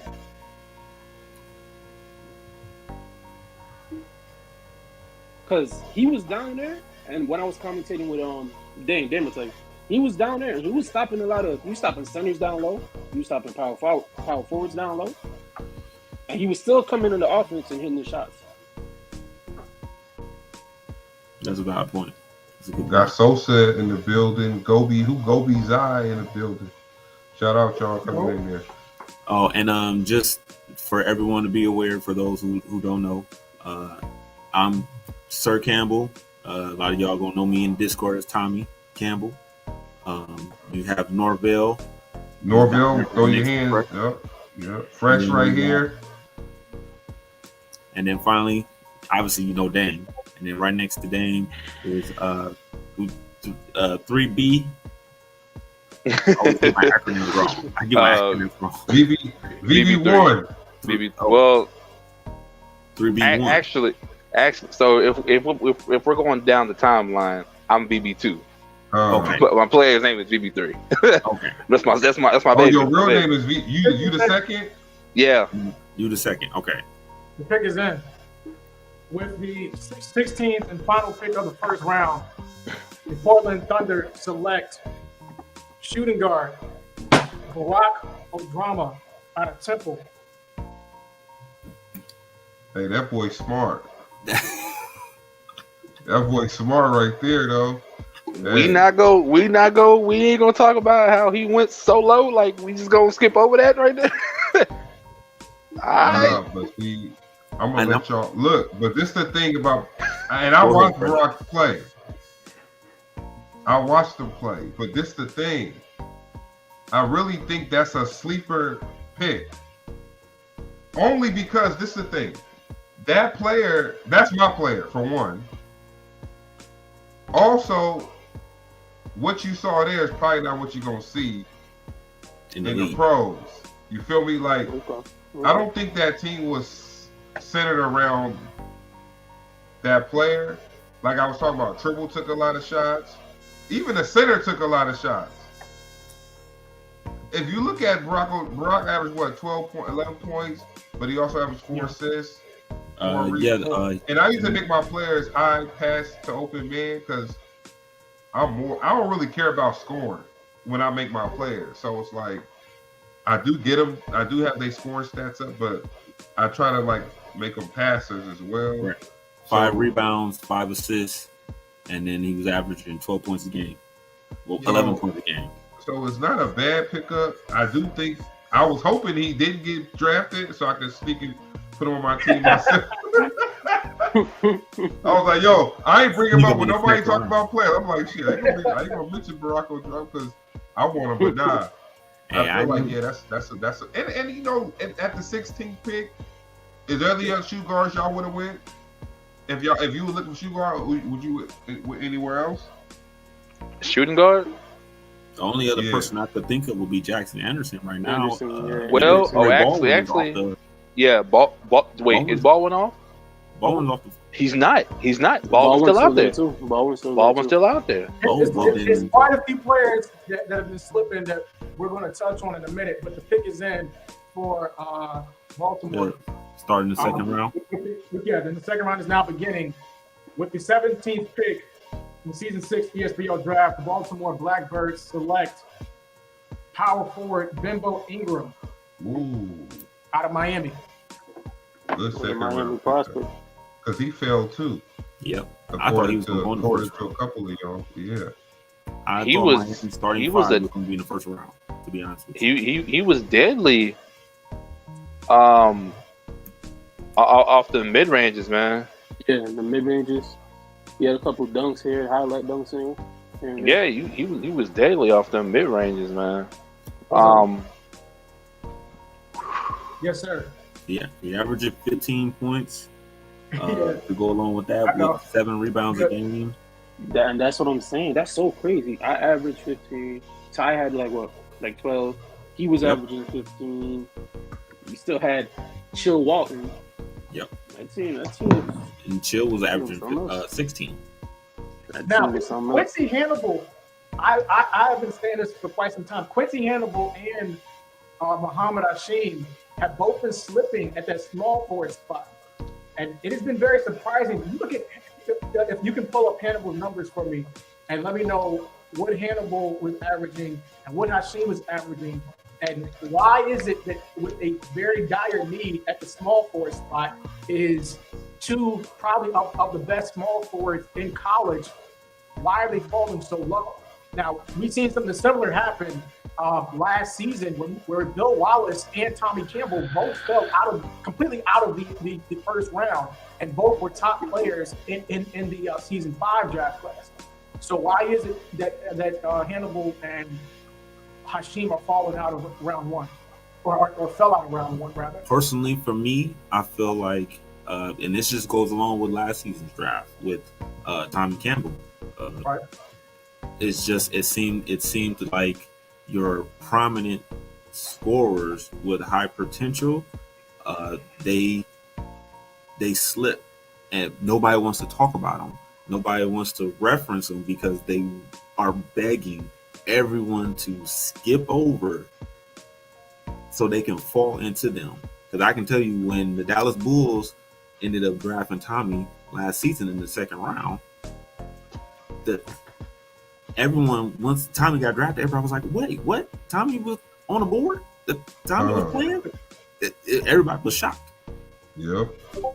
And next thing you know, everybody was talking about, like, oh man, well, they done stole Tommy. I don't know how they did that. Definitely. And it's another thing, man. And I mean, it could be a touchy subject.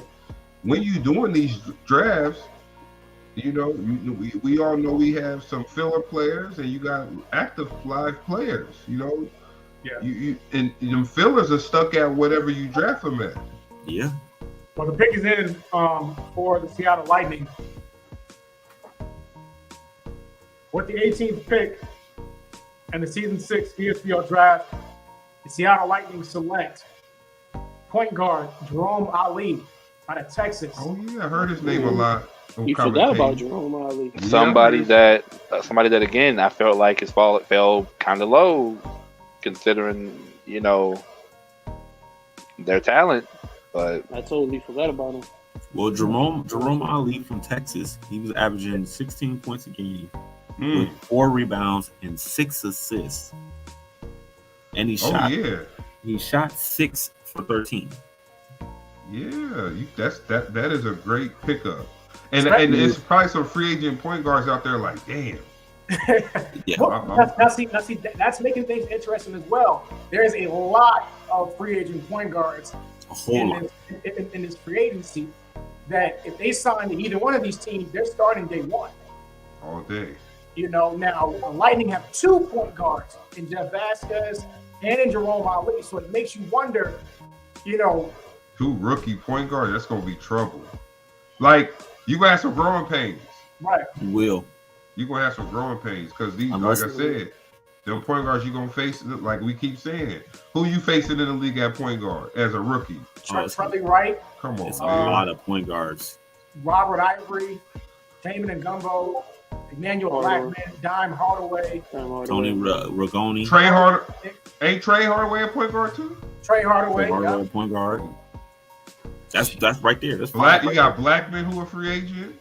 Yeah, you got Justin Time, a free agent. Jaden Taylor. Jaden Taylor's a free agent.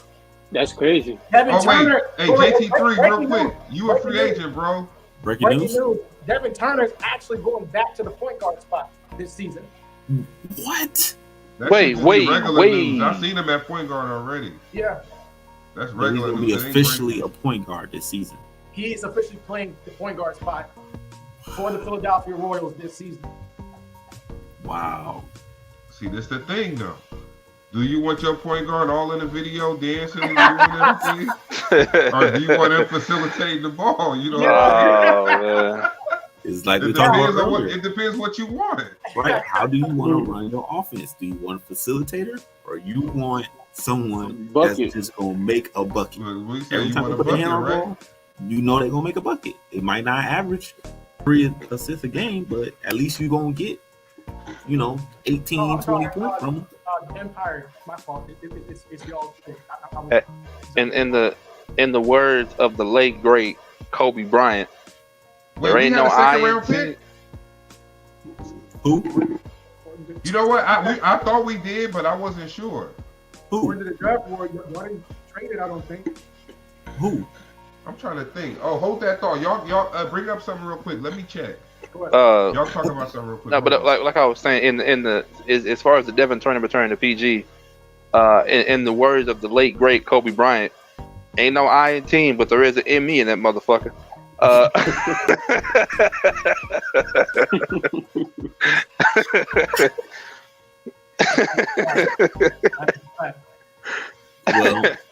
I can't argue with that. I mean, they went all the way to the finals last season. With Devin, leading the charge. Somebody had to be working. Like I said, it depends on your game plan. You got some people that game plan, they need their point guards to be able to score primarily, and then everyone else falls suit. Then you got some that's like, I don't need my point guard to score. I just need you to pass, which goes back to Vega, because Vega averaged the most assists in college with 8. The next highest in assists is 6. And that's Jerome Ali. We do got a pick because we traded a season 7 pick. I thought we traded a season. So damn, we up real quick. Yeah, let me I'm gonna put this pick in real quick. Hold on. I'm sorry, I just read the war room. Y'all go check that real quick. Oh, the war room. Go look at the last two. Oh shit! I'm gonna be. He's stupid. But no, okay. So I kind of want to touch on while Fresh is texting his pick in. I kind of want to touch on today's trade. It was a trade frenzy from the time I woke up this morning until right before the draft. I'll kind of break down some of these moves that these teams made, and how they may affect, teams moving forward, to season 6, because I think everybody kind of jumps the gun just a little bit too much with how quickly that they move players, and then when the season starts, game 1, game 2, game 3, you realize, well, damn, this shit ain't working.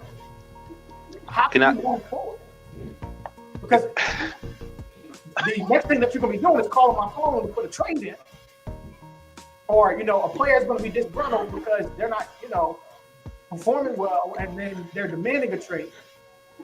Can I just talk about, and I'll be honest, can I just talk about the biggest trade that just blew my mind? Oh, wait, hold on. What? Breaking news. Hold on. Wait, hold on.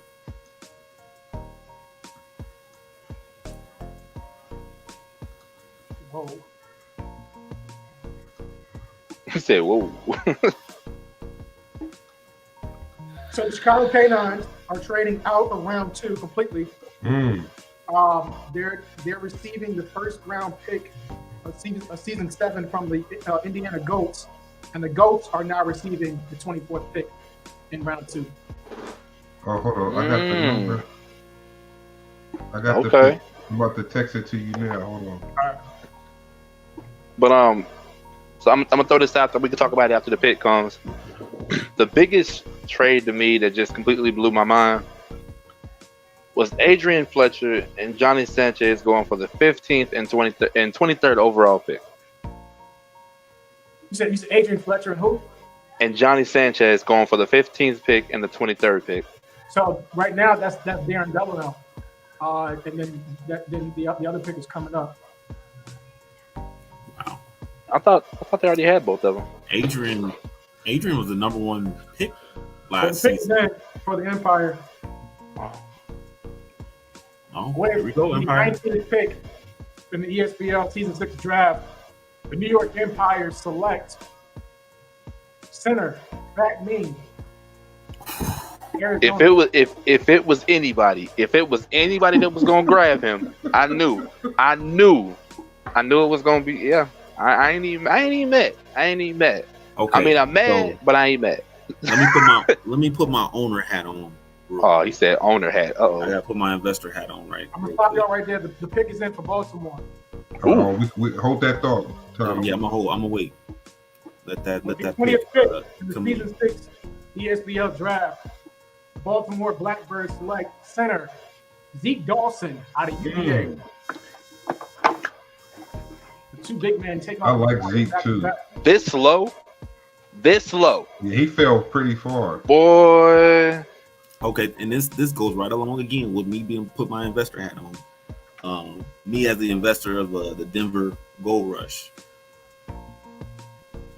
There's a trade that we have done. And then I don't know if it's been told yet, but I'm gonna wait till Commissioner Dame announces it. But our goal in the second round was to pick up the two players that were already drafted. No, and we did, and the reason why what happened was we shipped out JJ Ivory to bring in Younger. While Younger may be able to play center, we didn't have a center. So it was like, you know what, that's a no-brainer because Am I tripping? we saved some money shipping off. Did you send me a trade or did the other? Oh, hey, Tommy, where your trade? He don't got it. You know, the person I traded with should have sent it to you. I could send it to you. Okay. Yeah.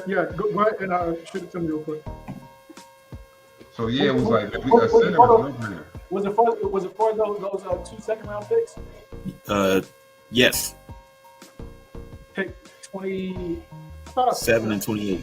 Oh wait, that trade was posted already, I think. Yeah, that was posted already. That was posted before the draft started. For Adonis Riley? Yes. Yeah. You talk about it, it's already posted. Okay. Yeah. Okay. Then yeah. So that's the goal for you the did that Gold to try Rush. to sneak and get them to. That's who I was gonna pick. It was the two we were gonna draft 2 centers, and I knew Fat Mean because no one, and again, this is what we talked about earlier. No one talks about certain players, and they just fall. So I knew by the time you get to 27, 28. Let me ask y'all a question then. Let me ask y'all a question. We talked about this earlier. I kind of want to go back to it. Seeing as a lot of positions have left, here's my question. With the Sting being draft 23rd pick, what position do you think they go for here? I mean, because like we said, Delano could play the small forward. Do you go for a 6-man? Or do you try to find a player to replace someone already on your team?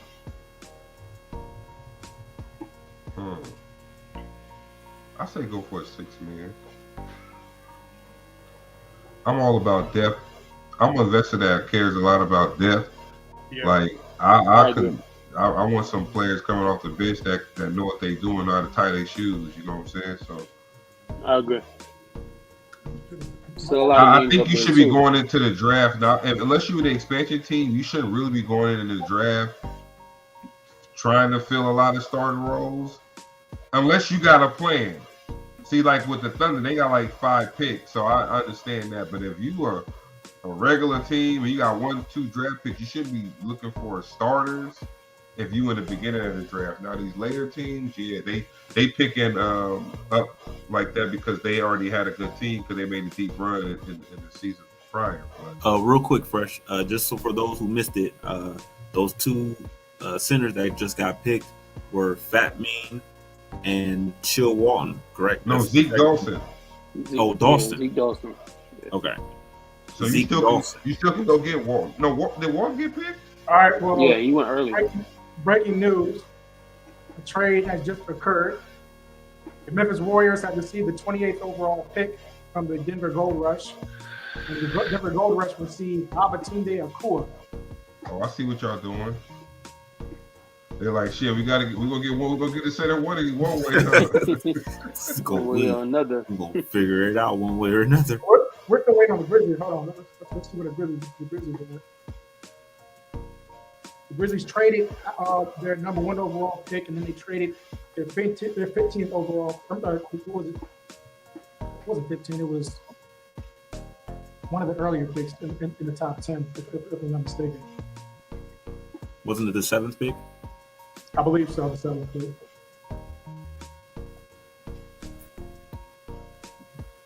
I think BB2 had the trades. Didn't you have the trades? Yeah, I do. What are we looking at? The Thunder trade that it was the number 1 pick and I believe the 7th pick that the Grizzlies had. The Grizzlies gave Thunder the 1st pick, Lightning the 15th pick. Yeah. So the Grizzlies gave Thunder the 1st pick for Bill Wallace, and then they gave the Lightnings the 15th pick for $10 million cap space. That's huge too. That cap space gonna be huge. It's gonna cap space is gonna matter, especially this free agency. The team got to line up for them GOAT players. I mean, so let's do this, man. And I'm gonna say this. I know we're in the draft, but I got to be honest. The draft's looking good. It's looking nice. Yeah. But as soon as this is over, and Dame opens the floodgates to free agency, hell gonna break loose. It's gonna be a couple super teams running around here. Oh, hell gonna break loose, boy. Yeah, it's gonna. But here's the thing: a lot of these teams. See, this is why I think a lot of teams. This is why the Grizzlies' mindset to me is great, because yes, everyone's like they're giving away these draft picks, but think about all the great players that are gonna fall, and how much cap space they about to have to put these players on these teams, and then also the trades they can make because of the cap space they got. Time out. Who gave you the 27th pick, Tommy?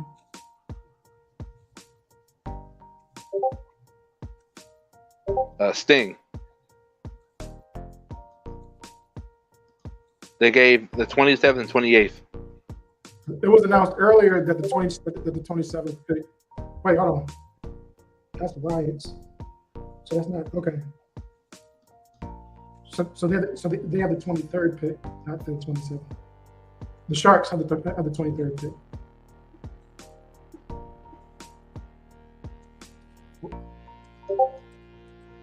Let me fix that.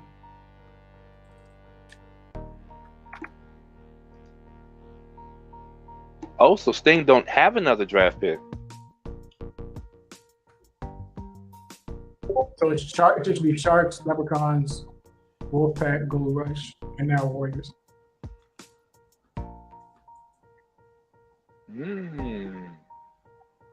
Interesting.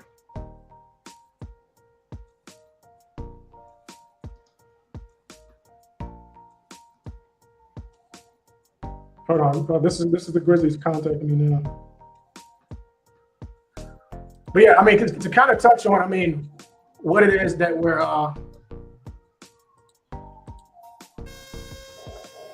he said, wait, are we doing season 7 picks?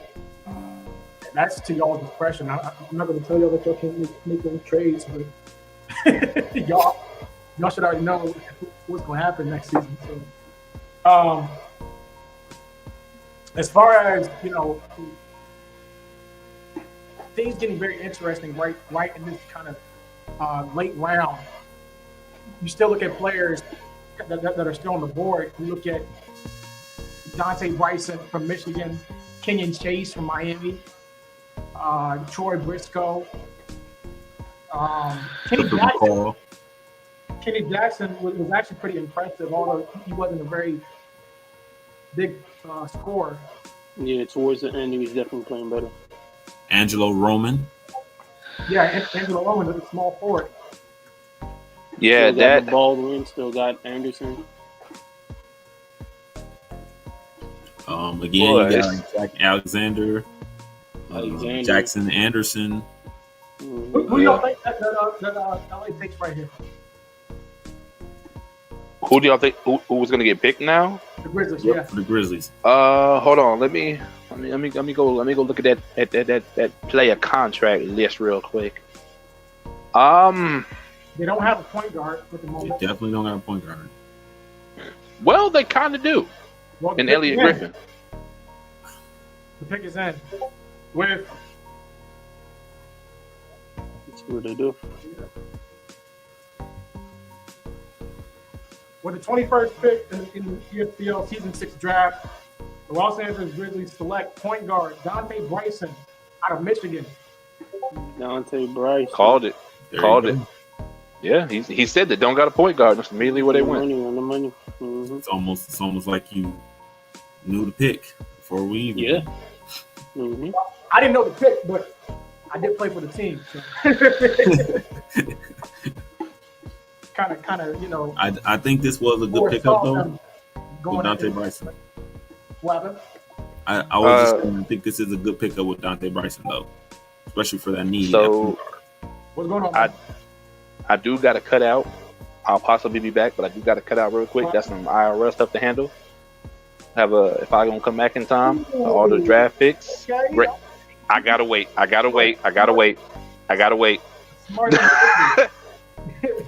Listen to the pick first before you step.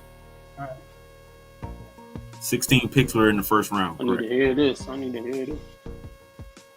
With the 22nd pick in the Season 6 ESPL draft, the Chicago K-9 select small forward Muhammad Hashim out of UCLA. That's a good pick. It's a great pick. Okay. And it's interesting for a number of reasons. They just traded for Terrence Weary and Kyrie Prince. Yep. Now Prince has made it known that he plans on playing the 2 spot. Weary already has a secondary position to play power forward. Are they plugging Muhammad Hashim in immediately to start at the small forward spot? That's what I felt that they were going for with this idea because Muhammad Hashim is a bucket. You get the right game plan set up, he can get you a bucket. Just think about the one game. The game is escaping me right now, but he pulled up almost 25 points. Yeah. Mm-hmm. And you talk about the eye test. That seemed like something he can do on a daily basis. Defensively, he was a monster this season. But yeah, I do got to cut out. I'll be back hopefully. But to all the draft picks to come after, welcome to ESBL, man, and wait to compete against y'all. Have a good day, man. My dog, be safe, buddy. Be safe. Like I said, this second round is going definitely surprises. A lot of these picks that are going in the second round, some of these should have been in the first. Mm-hmm. And like I said, a lot of surprising picks in the first. And when you have surprising picks like that, that means somebody got to fall. Lima fell from 1 to 9. That's a prime example right there. Hashim was considered a first round pick. He middle of the second round. And we still also have other. We still have a lot of people left, man. Like a lot of top. There's a lot. I mean, yes, this draft is stacked, but there's a lot of surprises that's filled into the second round. And so let me ask you this: to see who's next. So let me ask you this now, and I'm going all the way back to the first round. Shaquille O'Cinder, was that a reach? In your opinion? Say that one more time. Shaquille O'Cinder, was that a reach in your opinion? I believe he either went 5 or 6. I could be wrong. Somewhere in between there. It was, I believe it was. I want to say Cinder was. I want to say it was 2, but was it 2? I want to say it was 2. But even if it is, or if it's not, I'm gonna pull up the stats for you, and I'm gonna let you know why I think they did pick them as high as they did. Okay. And you probably will be surprised as well, because like I said, when you start looking at the stat sheet, a lot of things you start opening your eyes to a lot of what these owners, these investors are thinking when it comes to drafting certain players. Right. So if I pull up the stats for Osender was one of the, and now I want to make sure I'm correct, was one of the top scorers. Yeah, he was one of the top scorers in ECBA at the center position. He averaged 15 points a game with 10 rebounds and 2 blocks a game. Okay. So I can see where they were going for when I actually looked at the stats. But, sometimes it depends on your eye test. I mean, for some people, Osender pops off. For some people, Osender doesn't feel like a high pick. But again, it's what you're looking for.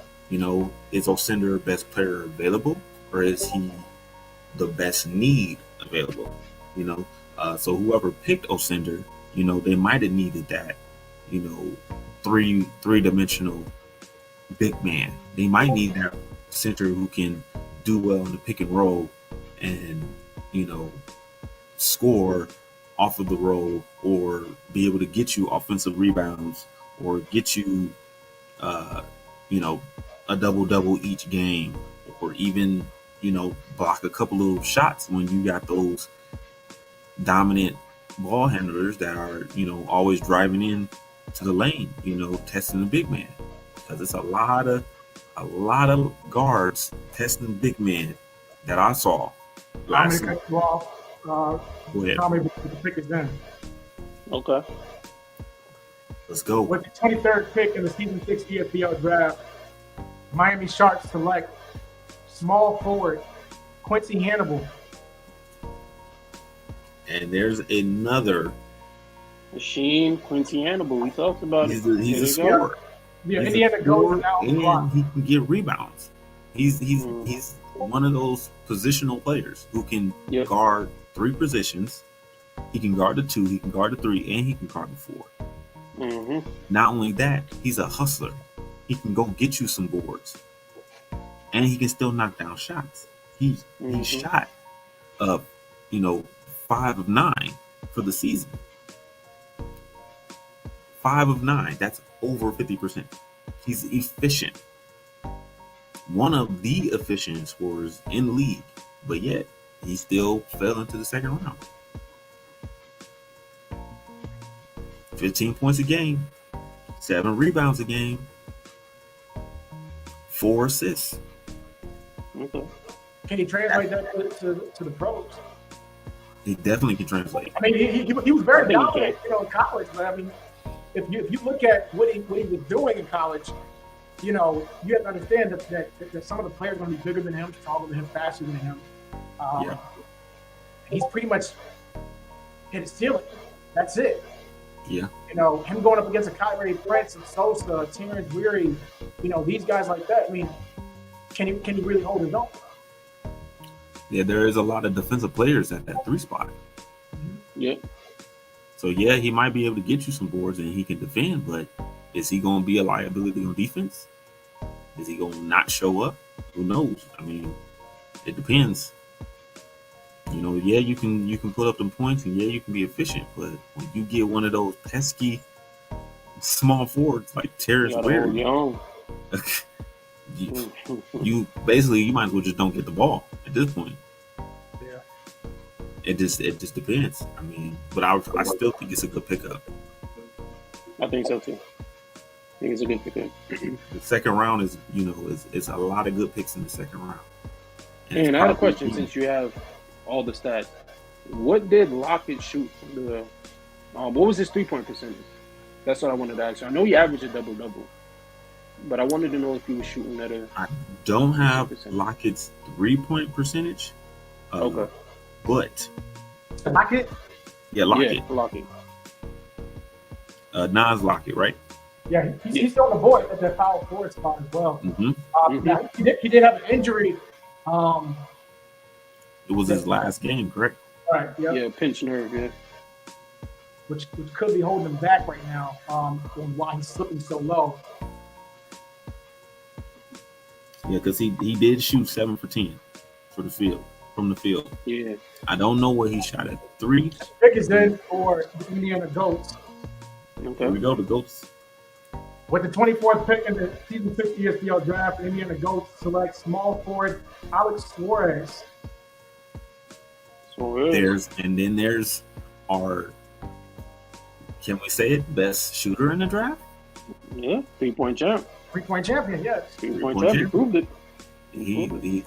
And let me tell y'all, if y'all watch the 3-point contest with Alex Suarez and who else was in there? That was, they were lights out. I never seen shooting like that. I know me and Dane were, having a little spat talking about how well Tommy shot, back in season, with the season 5 draft class. But Alex Suarez, that dude. The first time they went through it, the first round, he didn't miss a shot. That's right. Unheard of. Not one shot. 4 pointers. Twice. Everything. Crazy. It was a sight. It was definitely a sight. That's a good pick. That's definitely a good pick, especially if he's coming off the bench. He's a good, 3-point shooter.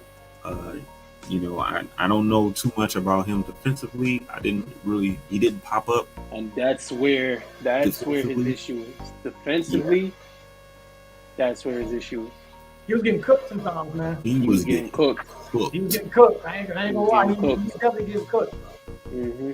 He can make a bucket on your head, but you can make a bucket on his. And Boston Leprechauns for the first time tonight are on the clock. Leprechauns. Yep, definitely looking into what they're planning on getting. Correctly, the Leprechauns have. Leprechauns need a point guard. Do we see Jordan Dribble get taken right here? Or Maybe DJ Love. Or Troy Briscoe. Troy Briscoe. Never mind. We're not going to do those things right now. I'm sorry. I had to go there. We're not going to do that. No, sir.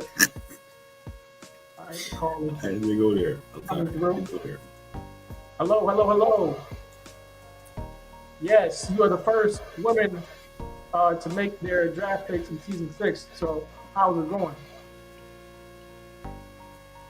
First, our woman investor. Ooh, okay. That sounds like a good pick. I'll put it in, all right? It sounds like a good pick. Sounds interesting. With the 25th pick in the season 6 ESBL draft, the Boston Leprechauns select point guard Troy Briscoe out of UVA. Called it. And there he is. Troy Briscoe is finally off the board. I was surprised that he, fell so late in this draft. Yeah. I definitely had him going a lot earlier.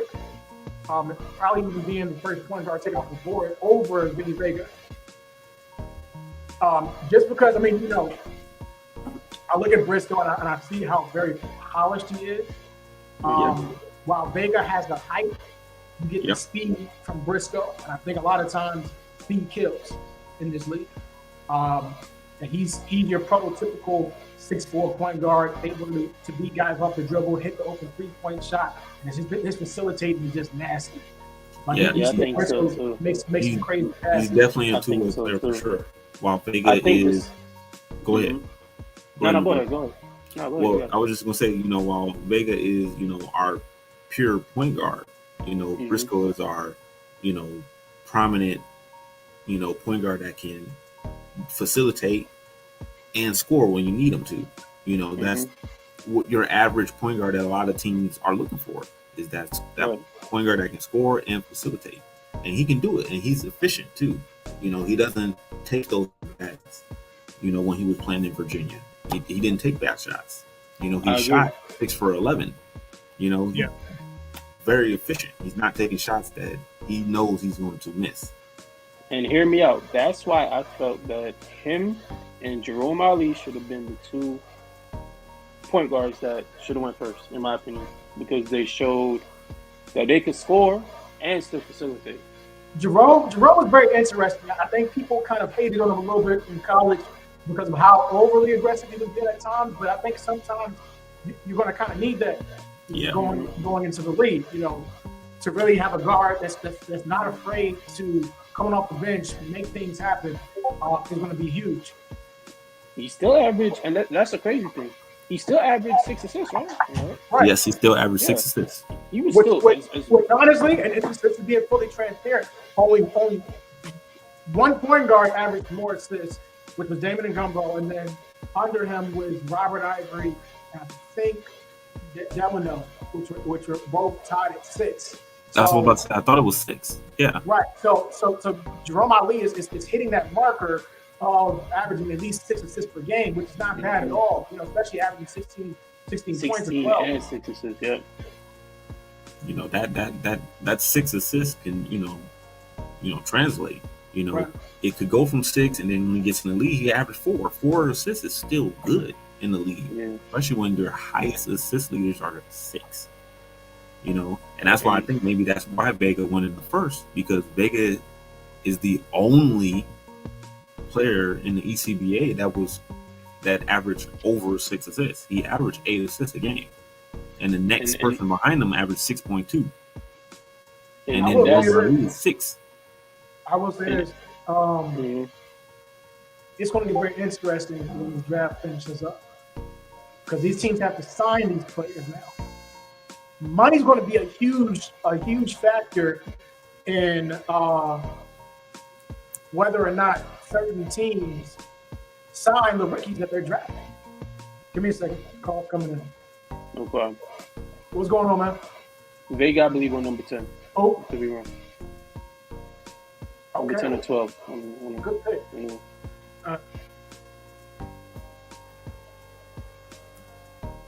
With the 26th pick in the Season 6 ESBL draft, the Minnesota Wolfpack select small forward Angelo Roman, Arizona.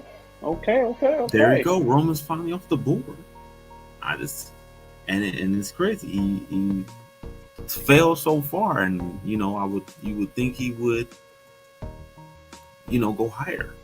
You know, Vega. I believe Vega is the first Arizona player that got off the board. I think it was Vega, and then it was Humphreys, and now we finally are at Angelo. And I got to tell you, a lot of people were looking at Angelo. I mean, you know, nice I even considered Angelo myself. You know, with that 16th pick, I think what it really came down to was his readiness for the league. I think that Minnesota offers him, you know, that position to be able to come off the bench or to kind of give him that 6-man role. You know, so I didn't have him really going that high. Again, I considered him with the Thunder's pick, but I think he's in the right system for his play style. Coming off the bench, being able to hit that open 3, being able to play perimeter defense, and being able to develop behind, you know, the players that they already have over there, because they're already, you know, they're a well-established team. When you look at the Thunder, we're building a team now. You know, so maybe we're not the best fit for him, but I think he's right. He's right where he needs to be. And I agree, because playing on the Arizona team, you look at Angelo, you playing with Freddie Humphreys that's taking a bunch of shots. He took that back seat and he said, that's cool. I'm going to play defense and I'm going to shoot my open shots. That's what you need me to do. And he did that. And I feel like that's a great pickup for them, because like you said, that's what they need. So, good pickup. Ladies and gentlemen, there's only 6 picks left in the Season 6 draft, 27-32. And that will conclude what we have here. Well, the pick is in for the Gold Rush. With the 27th pick in the ESBL Season 6 draft, the Denver Gold Rush select power forward Nas Lockett. Nas Lockett. It's the double-double. Great pick. Great pick. I gotta say, I didn't expect him to fall this far. And I don't think so either. With the way all those centers were getting snatched up, you know, you had to go with best available. And yeah, Nas ended up getting that injury with that pinched nerve, but you can't miss out on that potential. You cannot at least try. You know, give him an opportunity. Come off the bench. You know, after he gets that healing in. We got a good rehab center here in Denver. You know, and we work hard on making sure all our players is ready to go. Yeah. Previously, we traded for Tommy Campbell from the Baltimore Blackbirds, and he got injured as well. And I can assure you, we at Denver worked very hard on our rehabilitation center. And any player that's injured, I can assure you, we gonna fix you up. Yep, no doubt, Kerry. See you later, my boy. Well, the pick is in for the Memphis Warriors. With the 28th pick in the Season 6 ESPL draft, the Memphis Warriors select small forward Jerry Riggs out of Michigan. Jerry Riggs. We forgot about him. I forgot about him, at least. I didn't forget about him. I did expect him to go this low or go undrafted. Yeah. That's me keeping it real. I think that he showed some upside on his ability to get open and get open shots, but he showed a lot of downside when he was missing these very high volume shots that did not go in at all, or they were crazily contested or things like that. So I think once he's able to really work on his game, polish that up in the pros, I think he should be fine. And going to a team like Memphis, a expansion team, that's going to be huge for him to really get his playing time over there in Memphis. Right. He averaged 13 points a game, just like Dame mentioned. He is a perfect scorer, but that is his downside. He shot 14 shots and only made 4 of them. Crazy. Will they be able to, contain, try to control him and settle him enough where he can take the good looks and be able to hit the open looks on a consistent basis? Speaking about, I do like the pick. And I can tell you right now, the fact that they went Riggs, I can tell there was it must have been another small forward that they were looking for that got. I mean, and that small forward spot. Why didn't they take Kermit Ellis, or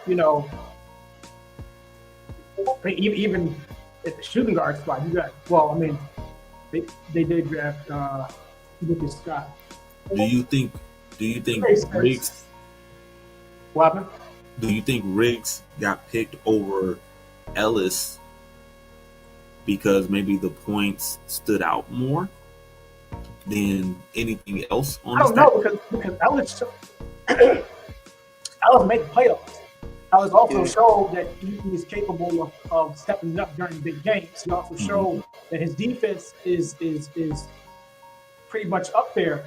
You also look at a player on a height standpoint, can't teach height. When you look at Ellis, he's taller than a Jerry Riggs. So I think that's interesting to me that they decided not to go with the Riggs on that one. Okay. And just a quick question, just to make sure I'm not tripping. Tommy Campbell, Anderson still on the board. Jax, the MVP, is still on the board. Yes. He's taking round 1. Wanted to know. All right. Found it crazy. The one that was voted MVP over Freddie Humphreys is still on the board. Still on the board. The ECBA MVP was still sitting there, man. I think he might get taken. Let's see. Who else is here? You got the Wolfpack, Leprechauns. Baldwin is still there too, I believe. Warriors and Goats.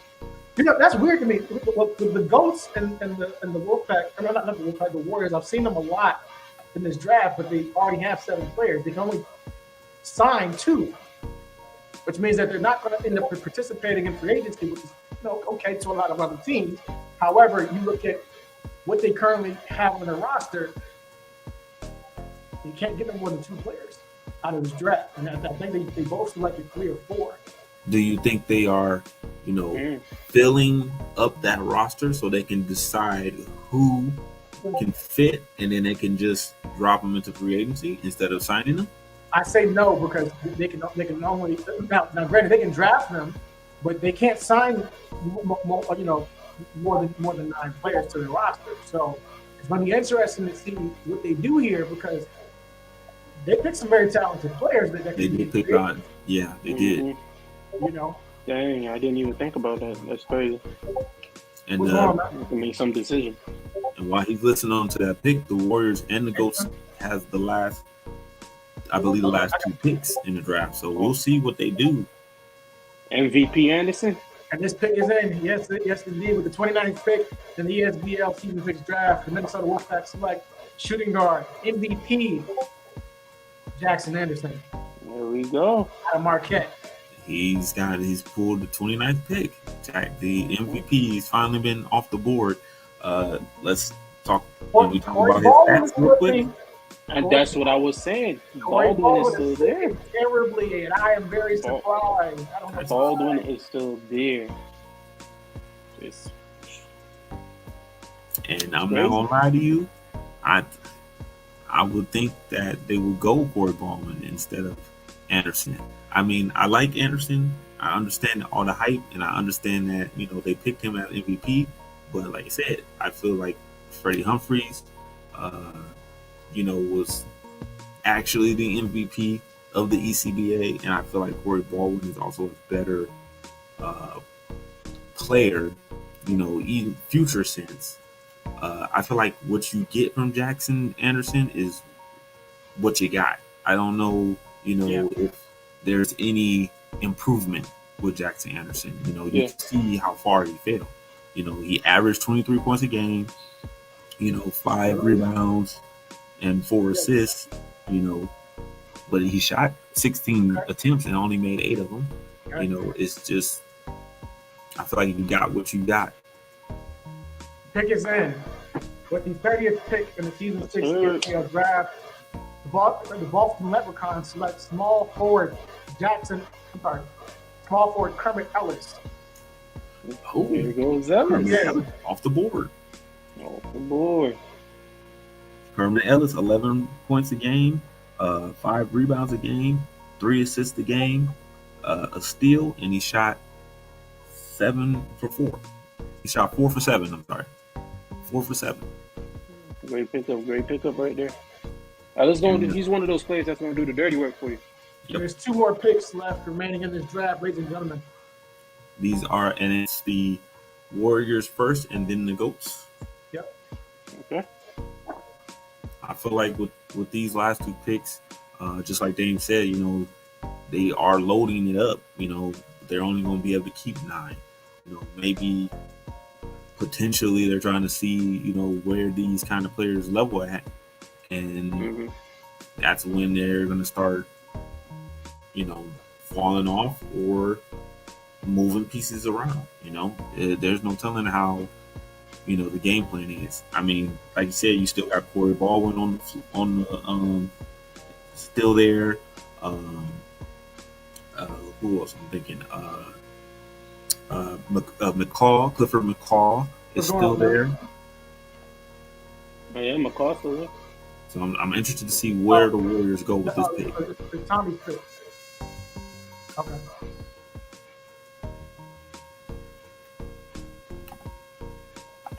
Got you. I'm looking at. Yeah, that's it. You good? Yeah, Tommy. Yeah, 31st pick is yours. Okay. What happened? You have the 31st pick. Oh. Uh-oh. Oh, wait. So then, just a question while he does that. So Yes, if you were in the Warriors or the GOAT's position, would you have tried to put together maybe a trade package with all the picks that you have, or I would definitely, yeah, like during the draft, I would have definitely made an offer of some sort. What up, little man? What's up? What's up? Can't hear you. Oh, he on the iPad. He ain't worried about There y'all. we go. He on his iPad. I would bring Legend in here, but I think that's Legend peeking through the door. Yo, I was gonna ask.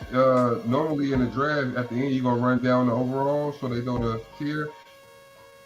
I can, yeah, or I can give you their tier because not everybody is.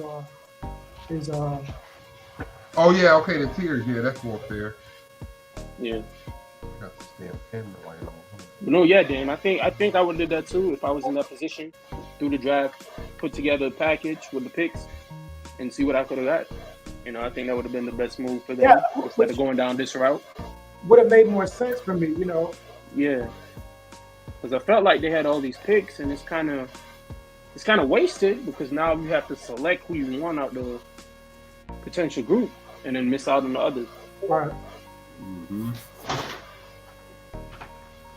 The Wolfpack came up to be a team that's kind of stacked already. Yeah, they're looking good over there. I'm interested to see how the Leprechaun's going to work because, from my knowledge, they have, three GOAT level players on their team compared to how many other teams have GOAT level players. I'm interested to see how that will go. How that works out. And it depends where those GOAT players are. Because it's the thing. You can have a GOAT center, for example, but a rising star center could probably hang with him. Mm-hmm. Depending on the activity or where you got that center. I believe, rising star center shit.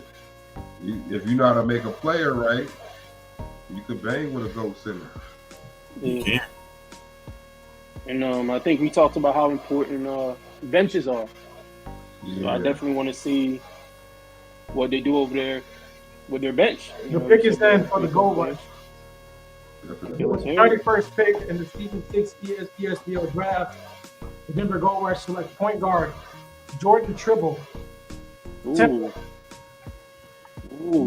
Nice point guard against the second units. Jordan Tribble. There you go. Nice point guard against second unit. Hey, go in there, get your buckets. I agree. I think his height is going to play a very huge factor in his success. Kind of reminds me of a Jaden Taylor type of player. That would be my comparison to him. I would like for him to try to be a little more aggressive with the shooting, but also still be able to facilitate as well as he was doing, just on a slightly higher clip, especially coming off the bench. But if he's coming off the bench, then he and providing scoring, really starting off, getting into your role there in Denver should be his primary goal. Yeah. Denver Gold Rush, they are, as you like to call it, though, that Popovich kind of team. Like, we run plays. Not a lot of people is going to just freelance and do what you want. Our head coach is really adamant on running plays and plays being ran correctly and consistently. And we need a point guard that can handle facilitating and make sure each play is run. IQ players are important for an offense that's ran through plays. And if we can't run the game plan, you can't be the point guard. You can't be on the floor. And that's a great place for him to show what he could do off the bench over there in Denver. I think it'll end up being a great fit. And if it's a player that's willing to adjust to the program, maybe he could be a starter. Yeah, but that'll be that coaching staff and that investor working with that player, tweaking some things that they may not like and stuff like that. So that's the thing. A lot of your rookies, you got to be open minded if you're gonna remain on that team. Open minded to the role that the front office has for you. Yeah. Like we had a bad issue where beginning of season 5, players was losing 1 or 2 games and wanting to leave. It's a journey. This the thing is, it's not just a 1 season thing. We got multiple seasons to come, and you got time to progress. Your team got time to get better, so you don't need to jump ship after the first loss. And that's something that I made sure when I was doing my interviews. I said, I'm here for the long one. We lose a couple games, Rome ain't built in a day. We gonna figure it out. Right. And I made sure that was adamant in my interview. You did say that to me, but I ain't had no early picks, and I knew you was gonna go fast. So, I did like that. I did like that part. And I'm gonna throw an insider out there too, because this is if you haven't noticed how ecstatic and how I felt in the beginning of this draft about Norvell. Norvell was the number 1 player that we had on our list when we were in the top 5. We're still waiting on pick 32. You know what it was? He was locking down the other shooting guards. Yes, he was. He was locking them down. Norvell is one of the most complete players in this draft. This is why I knew he was going to go first. When I knew he was going to go first, I traded my pick away. Because I knew he wasn't. No, that's kind of like what we did. I knew I wasn't gonna get him or Weary, because those are the only 2 players, honestly, that I interviewed. But like when I saw, because like I think Barack Odrama is a decent shooting guard. So when I saw you locking him down when Temple played Miami, I was like, because you made it to where he had to shoot them weird fadeaways. Yeah, that wasn't going in. I was like, why you shooting these goddamn fadeaways? And how tall is Norvell made Freddie Humphrey how tall you made him work for his shots. Freddie Humphrey shot a lot. Oh yeah, that's nice size too. We waiting on the last pick. Yeah. I do want to give a quick shout out to Walter Millen in the ESBL Discord. With those nice little looks with the boards and stuff like that, and he made a first round little board. If you were part of the Discord, you definitely should go check it out, because that's a big. That's another thing. Appreciate it, man. Thank you. That's another thing. That's a player who looked like he gonna be around to help out with other things that you may need to make your team stand out. Like and whoever drafted Walter Millen, thank you for making me look like I'm a genius up here on this board, because I said that he ain't going undrafted. That's fire. You were calling him, bro. You were calling him. I ain't gonna lie. You were on point. That's fire. I'm not gonna lie. Before the Barack Obama pick, Walter Millen was gonna get drafted to the Thunder. See, I knew I was never gonna be able to draft Walter Millen. I knew it. That's why I just kept giving my picks. I didn't say nothing about him because I didn't want nobody else to be like, oh damn, Walter's right there. Let me go grab him. But I think the pick, the Sean Lee pick made somebody jump and take Walter. Yep. Because they started seeing other centers going. But the Bulls took Shaquille O'Center. So I just knew for a fact, Mel's gonna be right there. You feel me? Yep. But then when he got taken, I'm like, oh, wow. Yeah, I was like, oh. Okay. Because Shaquille O'Center got picked. Chill Walton ended up getting picked next. Yeah. And then I thought Walton was going to slip as well, based on his lack of ball. He's getting clamped up by point guards. Yes, he was getting ripped. I think people forgot that Kenny Jackson was locking up Chill Walton in the paint. He definitely did. And Kenny Jackson was one of the smallest players that's in the ECBA. I was mad looking at that game. I was upset. He was getting locked down by point guards, but they see some potential. And like you said, Yishan Lee, after he got picked, I just knew if Yishan Lee got picked, 13th. I just knew somebody was going to pick him either the next pick or before the second round started, because there's no way Keyshawn Lee averaged 5 blocks a game. There's no way the defensive player of the year is going to fall. The final pick is in. Last pick of the draft. Who's this, Mr. Irrelevant? This Mr. Irrelevant. All right, here we go.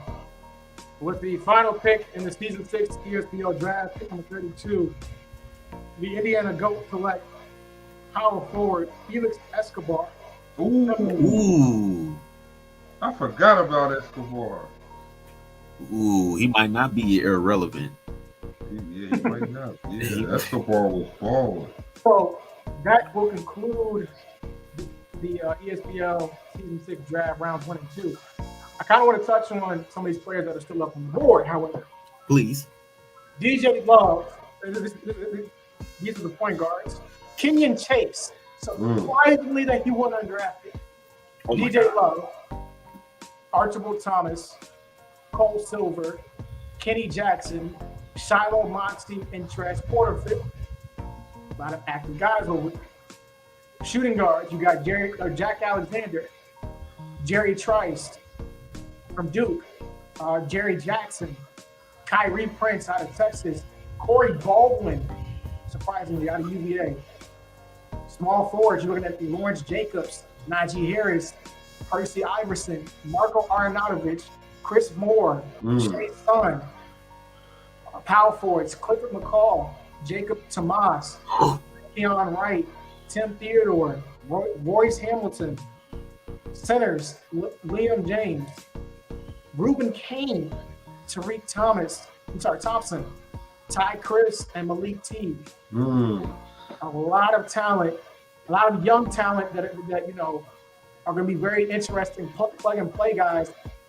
Keep in mind, not everybody has a full roster right now, but it makes it very interesting on whether or not they're going to even get signed to a team right away, or if they want to be looking at potentially non-guaranteed deals for some of these players. Just considering that the salary cap that teams have, the salary cap that they're about to spend when they sign these contracts, and then you have to really sit down and ask yourself, where's the room? Yeah. And there's only nine spots per team. Yeah. A lot of these players gonna be on a couple of these good ones gonna be on a couple of non-guaranteed 3 games here and there to see how they may fit. If they may fit with a team, you may make a trade or cut a player for one of these players. And I also think too that a lot of these teams are gunning for all those high prolific players in free agency. Those GOAT tiers, and those GOAT tiers, they want their money. Right. And maybe a lot of these players are thinking, a lot of these investors are thinking, let's get these rookies, see how much they cost us. And then if we got to get rid of higher paid players that's in between that GOAT tier, we can trade them off. So that way we just work with, our smaller new players and just see how that fit. I think that's how a lot of players is thinking too.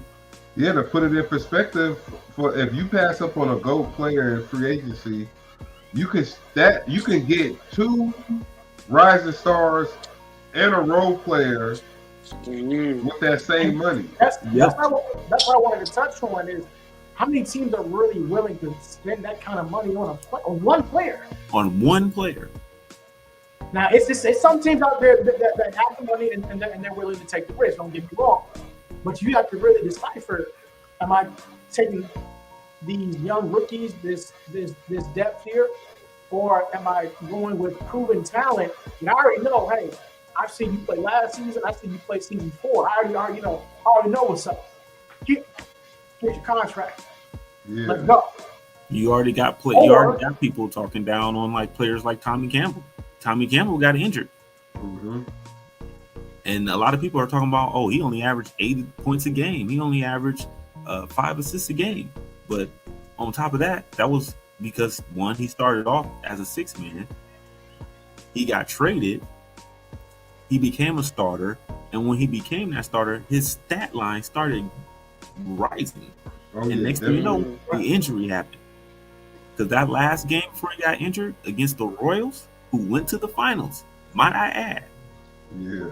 D'ing up Devin Turner, who was playing shooting guard at this time. You made him go to point guard, though. Tommy Campbell was going off. He dunked on almost every single player on that team. That's true. And he was shooting lights out before he finally they took him out. He was already on a 15-point clip, shooting 3 for 6, and that was only in the first half. I'm very intrigued to see what happens because Fresh, and you already know how everything is about to play out. Yep. I told these guys, y'all don't have as much money as you think that you do. You think you do. Uh-huh. You feel me? Because there are so many players that were just drafted that are not going to even get signed. Yeah, they could eat up all that money. Because they're worth 15 mil. They are worth 15. 15 that's the base. That's the minimum. I don't even know anything, but I could tell you maybe 3 players off the top of my head that I know you're going to spend 15 mil on just because you drafted them. I can tell you right off the top of my head, you're going to spend 15 mil. And honestly, you can just see it based off of how they were pretty much performing during the ECBA season if you watch the games. Because we can also sit there and say that, hey, truth be told, some of these investors even came into this draft blind. Yep. Yeah, facts. And honestly, it shows. Oh yeah, that's a good thing. So we can't rate who we think has the best draft. Yep, I was just going to ask you guys that. We can start with the first team down. And I kind of go from there. So I'll let y'all do the Thunder because I'll be completely biased. Of course, I would. Me too. The Thunder. I'll give the Thunder because going in they only had Trey Hardaway under contract. Mm-hmm. They picked up arguably 2 of the top players in this draft in Ty Palms and Norville, and then they got a sleeper pick in Barack Odrama. So I feel like it for the draft, strictly for the draft, I give them an A draft grade. Like I do know they got other pieces they need to fill, and they need some front court players, but I'm pretty sure they'll address that in the free agency. But as far as the draft goes, to get those 3 players, that's definitely an A draft grade. And I agree with you too, Fresh, because not only that, your number 1 pick, Norvell, he plays 2 positions. Yeah. And he can guard 3. Yeah, that's crazy. So that's already a high, pick right there, especially for me. I mean, I'm not even being biased. Or Norvell, he played on Miami. He went against Arizona, who I was rooting for to win it all in the ECBA. I was rooting for Freddie Humphreys for MVP. Mm-hmm. There's no bias here. I just know when I saw Norvell, that game against Arizona is when I saw Norvell. That was when my he know how to make a player too. Exactly. That's when I knew. I was like, oh, that's the key here. Do you got active players who know how to make a player? Because some people just put wild tendos on their players. Let's not go there. That's a whole other discussion. They just be making some wild ass players. Like, hey, I did it before. I had a center with KD tendos. Mm-hmm. Like, why he out there on the wing all the time? Wow. No, I mean, honestly, I think it's a learning curve. I think this is me kind of just speaking from perspective. I think we went out and we grabbed what it is that we felt that we needed immediately. Losing Lucas Scott was big. I didn't think that we were going to lose him, but we did anyway. So we had to replace that. We also lost Kanye Fresh. Bill Wallace. In this past season, Joe Wallace. So I think that we hit some dire needs immediately and address them right away. Really, especially that small forward spot. Other than Ant Thomas, and this is why I went with Ty Palms. Outside of Ant Thomas, how many small forwards are there in free agency? Mm-hmm. And then, realistically, are you going to pay them $40 million? Because that's what you got to pay Ant Thomas. Yep. Out the gate. It should be. I believe it's only 2. Ant Thomas is one, and he's a GOAT tier, and I think the other one is a elite. Correct. Cool.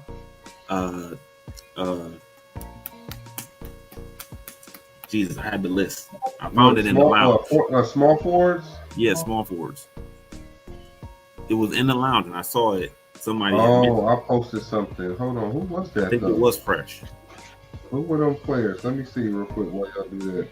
I got it on my phone. Welcome back, BB2. Let's see. How you doing? Let's see if we can get some people in here for interviews. Oh yeah. Okay. I came back at the perfect time. Yes, sir. You had Eddie Reed out there too. I think. There you go. He's a small forward. Yep. That's it. Power forward. But he could play small forward. Okay. I thought he was a small forward. That's my fault. I thought he was a small forward. Oh yeah, some people out there who trying to come on. Yeah, come on for the interviews. While we added to the Bulls, I gotta give Shaquille Sender with the Bulls, and then also Walter Mellon, 2 prolific centers. First of all, and then JoJo. JoJo Allen is out there. JoJo Allen's out there. So you got them 3 $25 million players though. Yeah, at the minimum. The minimum. And so you were your best bet for small forwards is the draft. Like Tom. That's what you say. A lot of these dudes is like, should I take this rising star and hope they upgrade and or have them as a placeholder for a year, just to fill in that hole because small forward is really lacking in the free agency, and if you need a small forward, you in some trouble. I do think the double center for the Bulls, I do think that was weird. I have to give them at least. Are we doing minuses and pluses? Are we doing that? Or are we just going straight solid? We are. I mean, no, like just go ahead and grade their draft. I mean, so the Bulls like they move. I would say like a B minus for the Bulls, a B minus. Yeah. Only because I don't think drafting 2 of the maybe not the same player, but they both are basically the same ideal players, unless they think one of them is going to battle it out on being the better center potential wise, and then they're going to unload the other. Now if that comes to be true down the road, this draft turns out to be their draft jumps from a B minus for me to at least an A minus or an A, because you found 2 good centers, you was able to keep one, and you was able to take the other and get some good, either some good additions or some good picks. It just depends. If they keep them, then it's a B for me. But this is the thing, because them 2 centers more than likely is rising star centers. More than likely. Play. Now the Bulls got about $90 million in space, so that's 30 right there taken away. You got another 60 to work with. Yep. And you still got to find a couple shooters. Yeah. Out of the free agents. That will have to agree to play with you too. Yep. You just can't say, "Hey, I want you."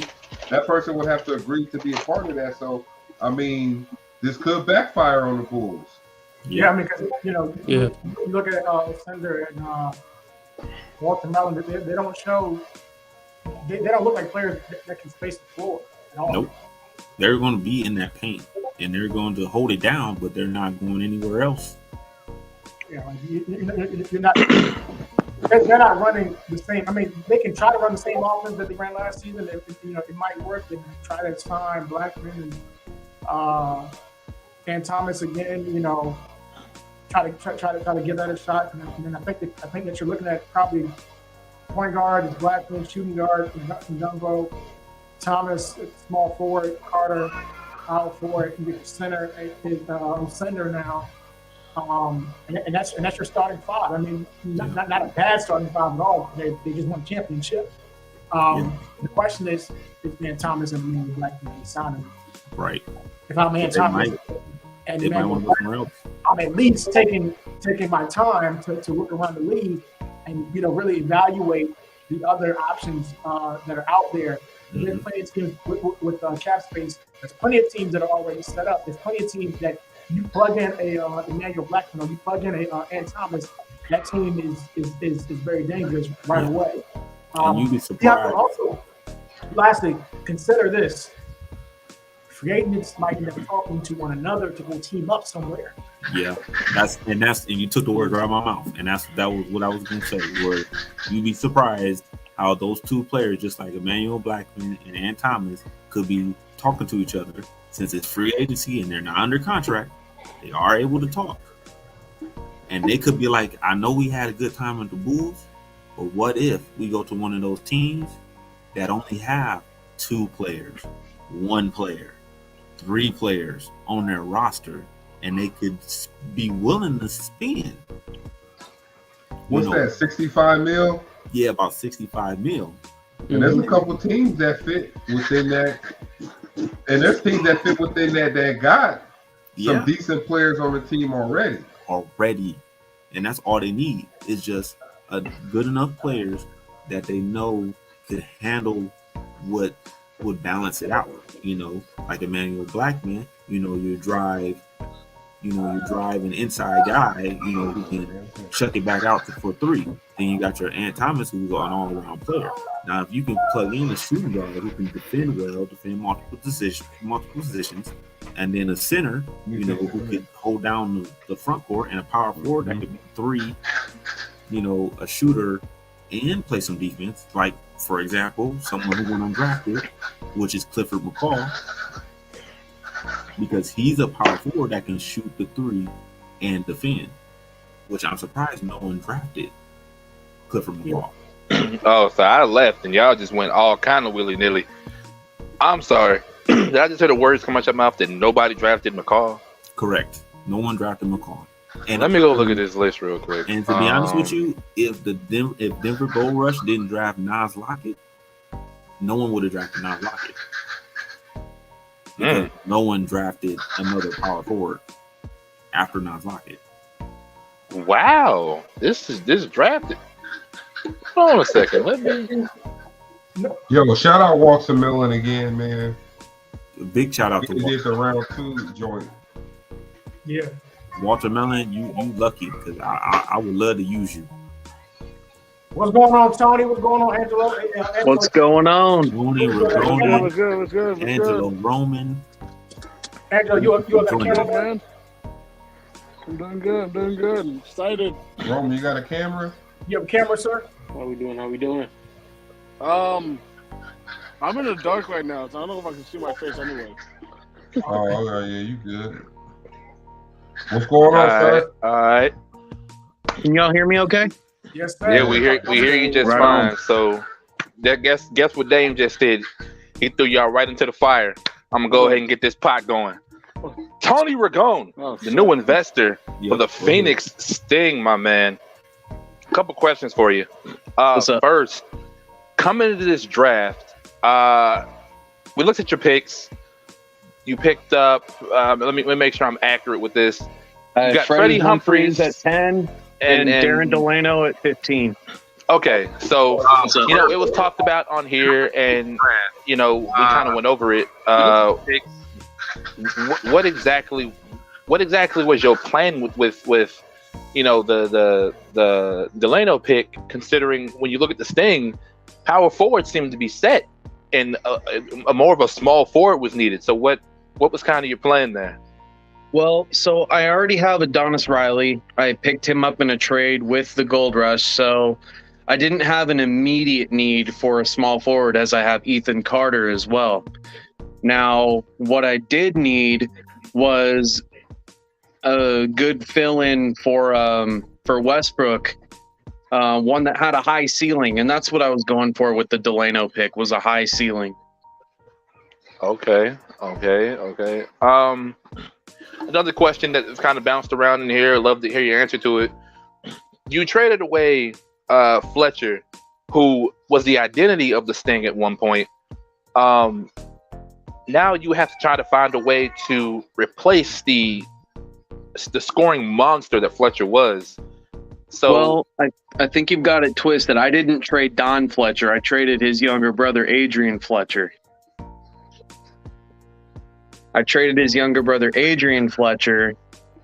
For who instead of Anthony Jackson, who, without trying to reveal too much, I did say fits kind of what I'm trying to build better. Okay. So I apologize. I did say that wrong. Now, we're gonna go to VB3. Hasn't been in the league for almost 2 seasons. Some people were tossing around the idea that maybe you'd want to send him away and try to get a more definite piece, do something different there, and not, try to rely on him coming back and him still being the player he once was. What do you kind of say to that? Well, so the reason I haven't moved VB3 is A, I need the 10 to 12 rebounds a game, and B, I need the solid screen setting. And really, VB3 also showed last time he played with Phoenix, showed flashes of scoring ability. So I mean, it kind of just fits the mold of what I'm trying to do. So I'm willing to kind of give it a shot and see how it works.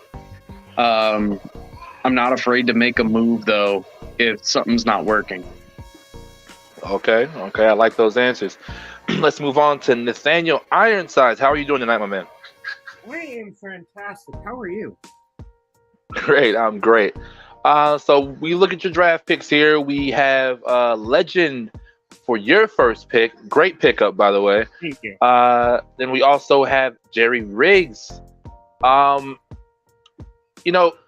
You were at one point the we'll say investor of the Seattle Lightning, and you went through that. You're now the Warriors, and looking at your roster, it's not complete, but it has promise. What exactly was your mindset going into this draft? Find individuals that could represent Memphis the right way, and play a brand of basketball that I think will work. We have Legend. We traded Younger for JJ Ivory. So we have our front court. Nathaniel and Lucas are in the back court. Very, very good pieces on the bench, but we might surprise some people. Okay. Now we're gonna move away from the actual draft. We go to the expansion draft. We see that you guys picked up Nathaniel Ironsides, Lucas Scott, Tyler Jones, Alfred Gooden. All names that aren't prominent, but names that can be used. So looking at your team now, the question becomes: are you going to try and go for players in free agency, or are you going to try to make trades with the players you already have?